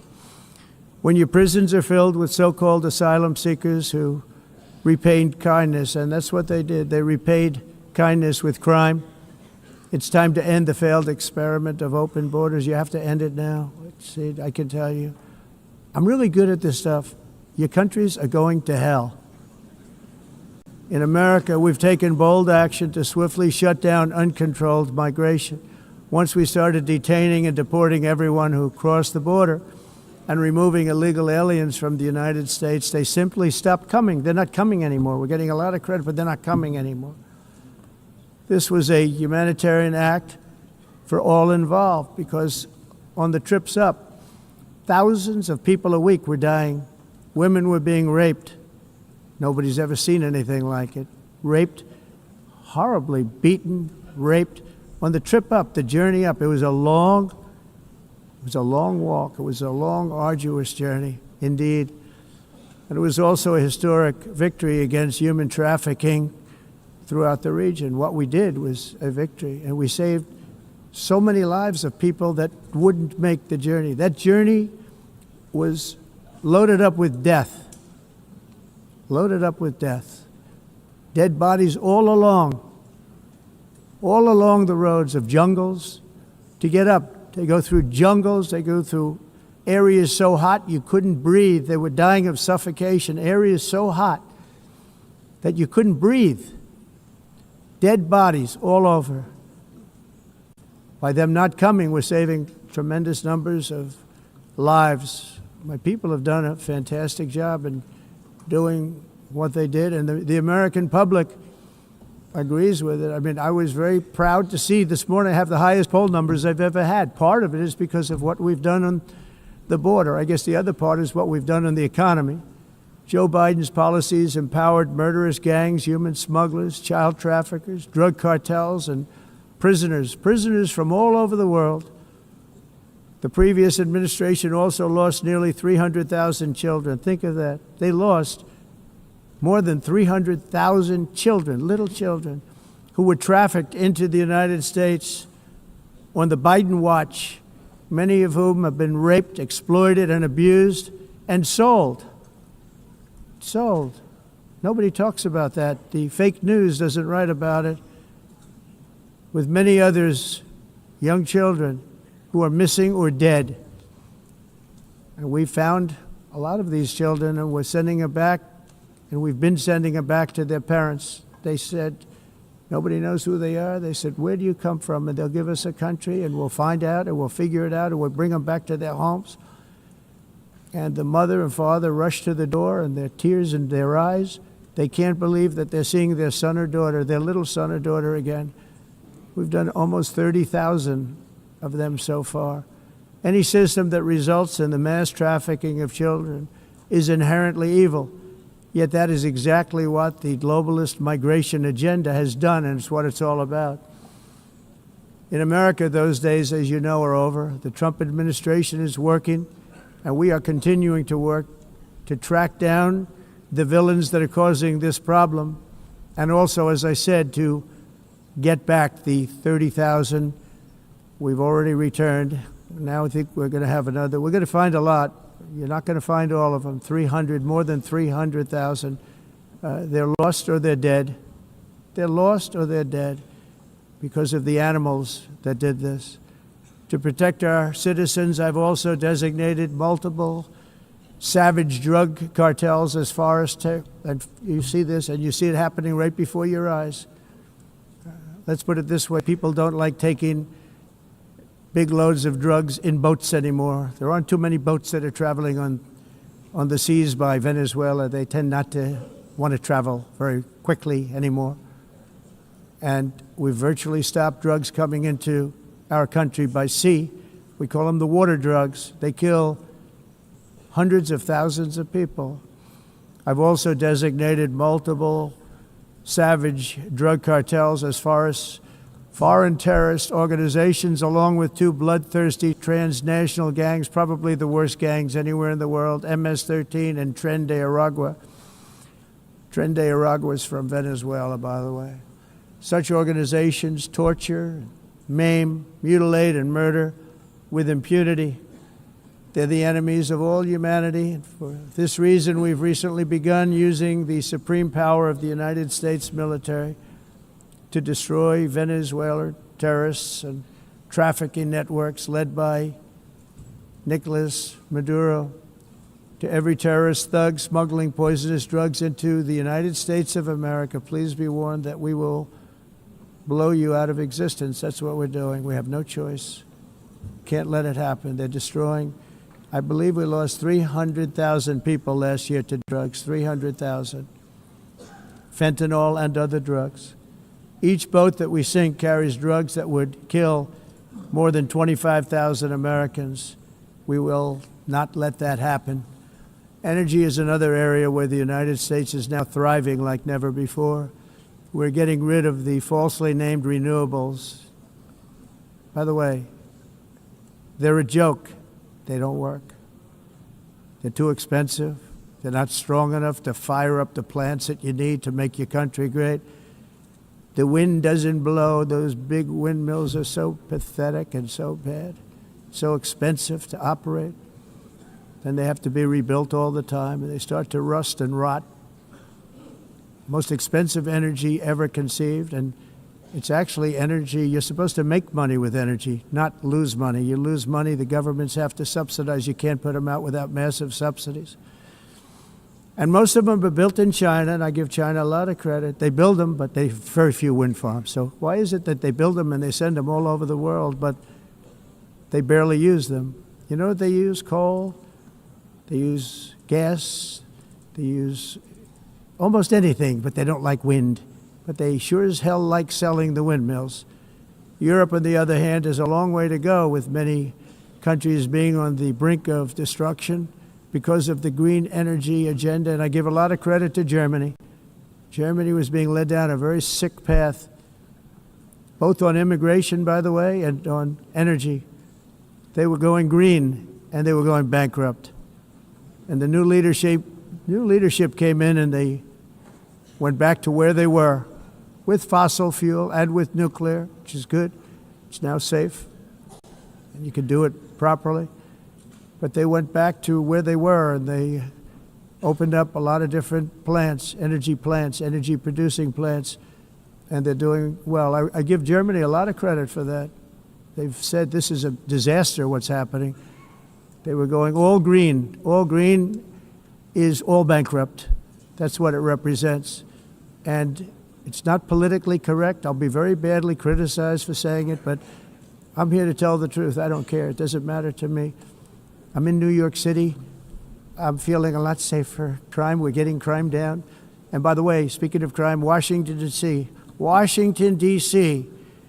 was the crime capital of America. Now it's after 12 days, it's a totally safe city. Everyone's going out to dinner. They're going out to restaurants. Your wife can walk down the middle of the street with or without you, nothing's going to happen. My people have done a fantastic job. And yes, I called in the National Guard, and the National Guard took care of business, and they weren't politically correct, but they took care of business. We got 1,700 career criminals out, brought them back to where they came from, the countries where they came from, or put them in jails. Washington, D.C. is now a totally safe city again, and I welcome you to come. In fact, we'll have dinner together at a local restaurant, and we'll be able to walk. We don't have to go by an armor-plated vehicle. We'll walk right over there from the White House. They've given up their powerful edge, a lot of the countries that we're talking about, in oil and gas, such as essentially closing the great North Sea oil. Oh, the North Sea, I know it so well. Aberdeen was the oil capital of Europe, and there's tremendous oil that hasn't been found in the North Sea. Tremendous oil. And I was with the Prime Minister I respect and like a lot, and I said, you're sitting with the greatest asset. They essentially closed it by making it so highly taxed that no developer, no oil company can go there.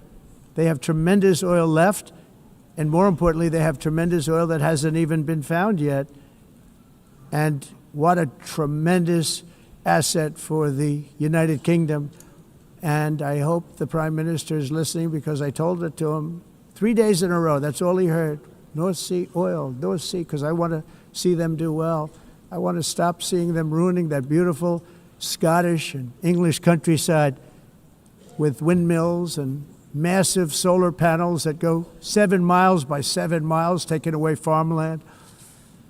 But we're not letting this happen in America. In 1982, the executive director of the United Nations Environmental Program predicted that by the year 2000, climate change would cause a global catastrophe. He said that it will be irreversible, as any nuclear holocaust would be.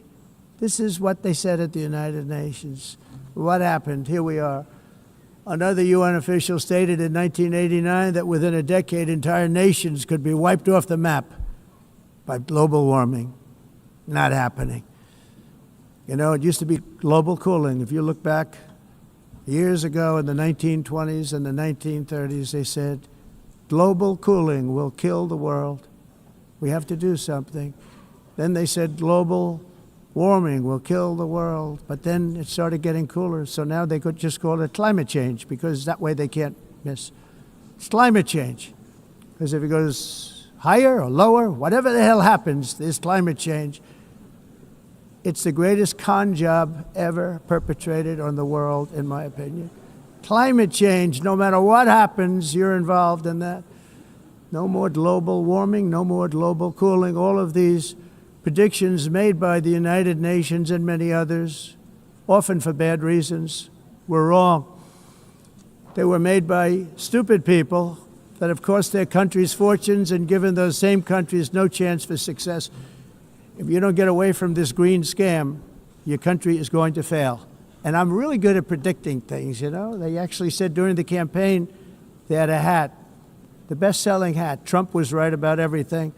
And I don't say that in a braggadocious way, but it's true. I've been right about everything. And I'm telling you that if you don't get away from the green energy scam, your country is going to fail. And if you don't stop people that you've never seen before, that you have nothing in common with, your country is going to fail. I'm the President of the United States, but I worry about Europe. I love Europe. I love the people of Europe. And I hate to see it being devastated by energy and immigration. This double-tailed monster destroys everything in its wake, and they cannot let that happen any longer. You're doing it because you want to be nice. You want to be politically correct, and you're destroying your heritage. They must take control strongly and immediately of the unmitigated immigration disaster and the fake energy catastrophe before it's too late. The carbon footprint is a hoax made up by people with evil intentions, and they're heading down a path of total destruction. You know, the carbon footprint was a big, big thing a few years ago. I remember hearing about the carbon footprint, and then President Obama would get into Air Force One, a massive Boeing 747, and not a new one, an old one with old engines that spew everything into the atmosphere. He'd talk about the carbon footprint, we must do so. Then he'd get in and he'd fly from Washington to Hawaii to play a round of golf. And then he'd get back onto that big, beautiful plane and he'd fly back and he'd talk about, again, global warming and the carbon footprint. It's a con job. At extreme cost and expense, Europe reduced its own carbon footprint by 37%. Think of that. Congratulations, Europe. Great job. You cost yourself a lot of jobs, a lot of factories closed, but you reduced the carbon footprint by 37%. However, for all of that sacrifice and much more, it's been totally wiped out and then some by a global increase of 54%. Much of it coming from China and other countries that are thriving around China, which now produces more CO2 than all the other developed nations in the world. So all of these countries are working so hard on the carbon footprint, which is nonsense, by the way. It's nonsense. You know, it's interesting. In the United States, we have still radicalized environmentalists, and they want the factories to stop. Everything should stop. No more cows. We don't want cows anymore. I guess they want to kill all the cows. They want to do things that are just unbelievable, and you have it too. But you know, we have a border, strong, and we have a shape, and that shape doesn't just go straight up. That shape is amorphous when it comes to the atmosphere. And if we had the most clean air, and I think we do, we have very clean air. We have the cleanest air we've had in many, many years. But the problem is that other countries, like China, which has air that's a little bit rough, it blows.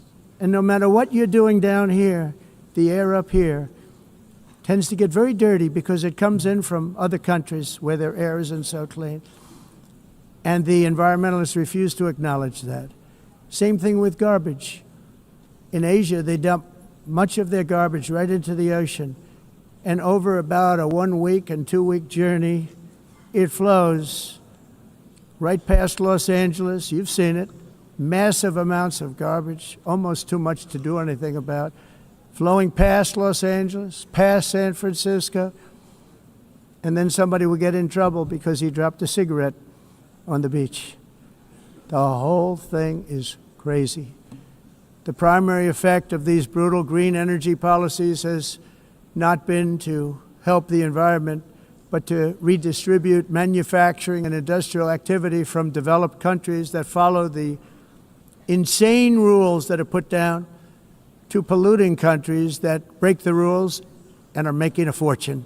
They're making a fortune. European electricity bills are now 4 to 5 times more expensive than those in China, and 2 to 3 times higher than the United States. And our bills are coming way down. You probably see that our gasoline prices are way down. You know, we have an expression, drill. Nós reduzimos os custos de energia porque nós faremos, como a expressão, vamos fazer tudo isso, reduzir os custos de energia, e os custos diminuíram nos Estados Unidos. Common to see one. Por exemplo, se você olhar nos países em faturas de energia, nós não mas nós nos Estados Unidos conseguimos usar eles e evitar aumento da temperatura, porque é muito caro também usar nada e ninguém usa. Tudo isso a mudança. Esse agenda mundialista não tem nenhum sentido. Entire societies must be rejected and it must be immediate. That's why in America I withdrew from the fake Paris Climate Accord, where, by the way, America was paying so much more than every country. Others weren't paying. China didn't have to pay until 2030. Russia was given an old standard that was easy to meet, a 1990 standard. But for the United States, we're supposed to pay like $1 trillion. And I said, this is another scam. The fact is, the United States has been taken advantage of by the world for many, many years, but not any longer, as you probably noticed. I unleashed massive energy production and signed historic executive orders to hunt for oil, but we don't have to do much hunting because we have the most oil of any nation anywhere, oil and gas in the world. And if you add coal, we have the most of any nation in the world. Clean, I call it clean, beautiful coal. You can do things today with coal that you couldn't have done 10 years ago, 15 years. So I have a little standing order in the White House. Never use the word coal, only use the words clean, beautiful coal. Sounds much better, doesn't it?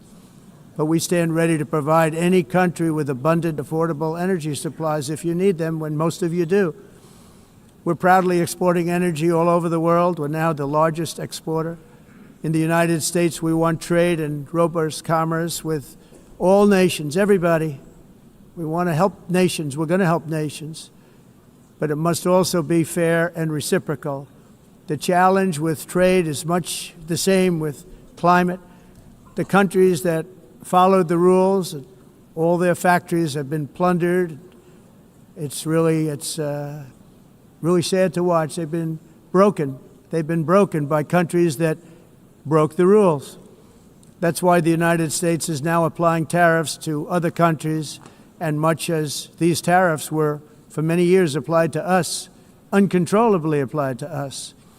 We've used tariffs as a defense mechanism under the Trump administration, including my first term, where hundreds of billions of dollars in tariffs were taken in.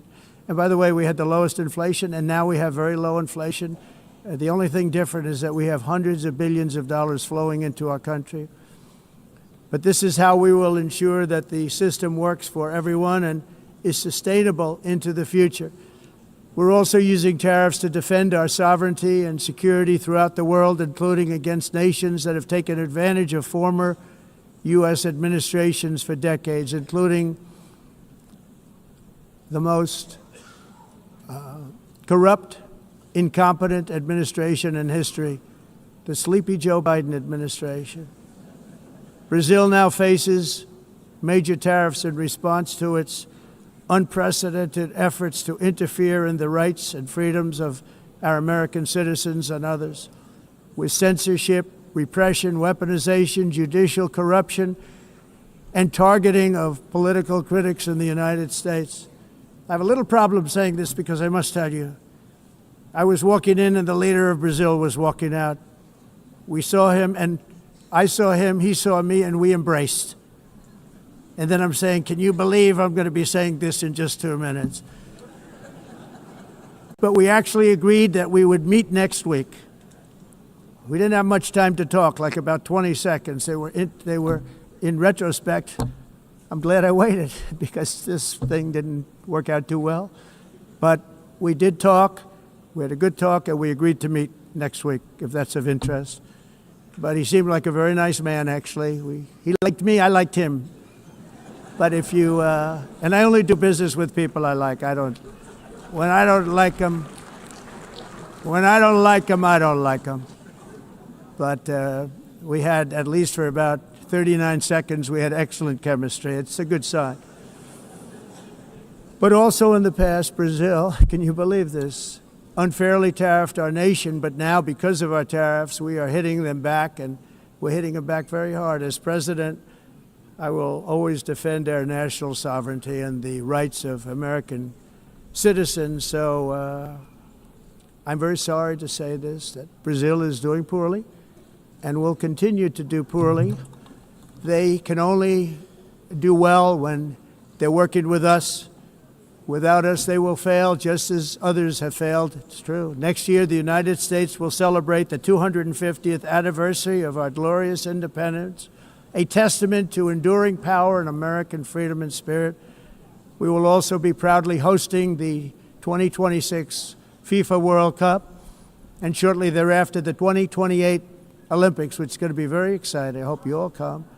I hope that countless people from all over the globe will take part of these will be great celebrations of liberty and human achievement, and that together we all can rejoice in the miracles of history that began in July 4th. 1776, when we founded the light to all nations, and it's something really that an amazing thing came out of that date. It's called the United States of America. In honor of this momentous anniversary, I hope that all countries who find inspiration in our example will join us in renewing our commitment, values, and those values really that we hold so dear together. Let us defend free speech and free expression. Let us protect religious liberty, including for the most persecuted religion on the planet today. It's called Christianity. And let us safeguard our sovereignty and cherish qualities that have made each of our nations so special, incredible, and extraordinary.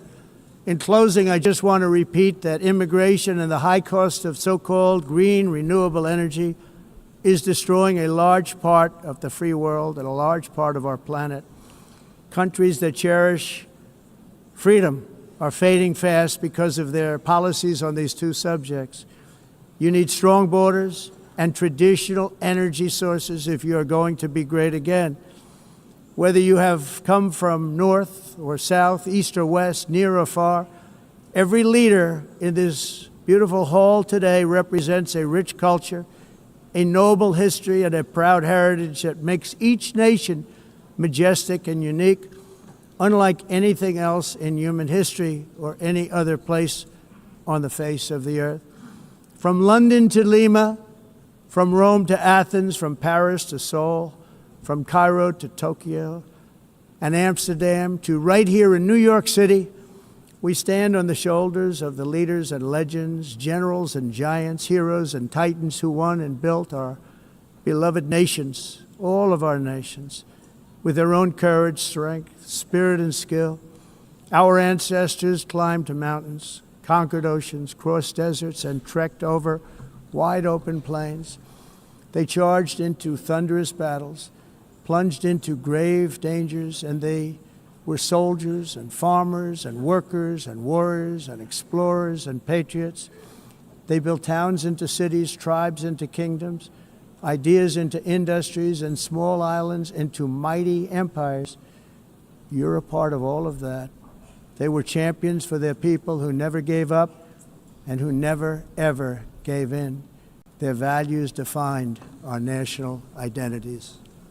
Their visions forged our magnificent destiny. Everybody in this room is a part of it in your own way.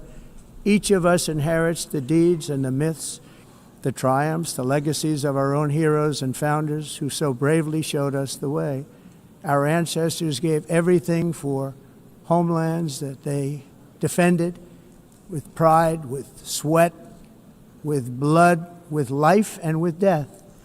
Now the righteous task of protecting the nations that they built belongs to each and every one of us. So together let us uphold our sacred duty to our people and to our citizens. Let us protect their borders, ensure their safety, preserve their cultures, treasure, and traditions, and fight, fight, fight for their precious dreams and their cherished freedoms.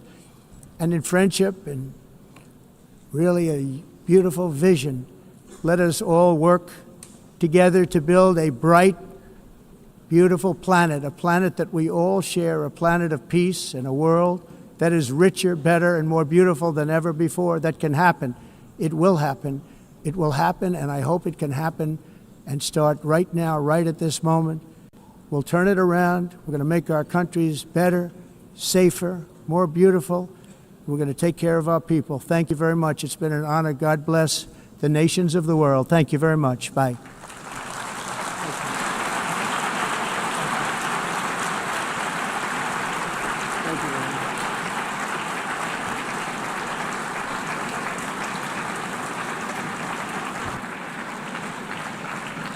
On behalf of the Assembly, I wish to thank the President of the United States,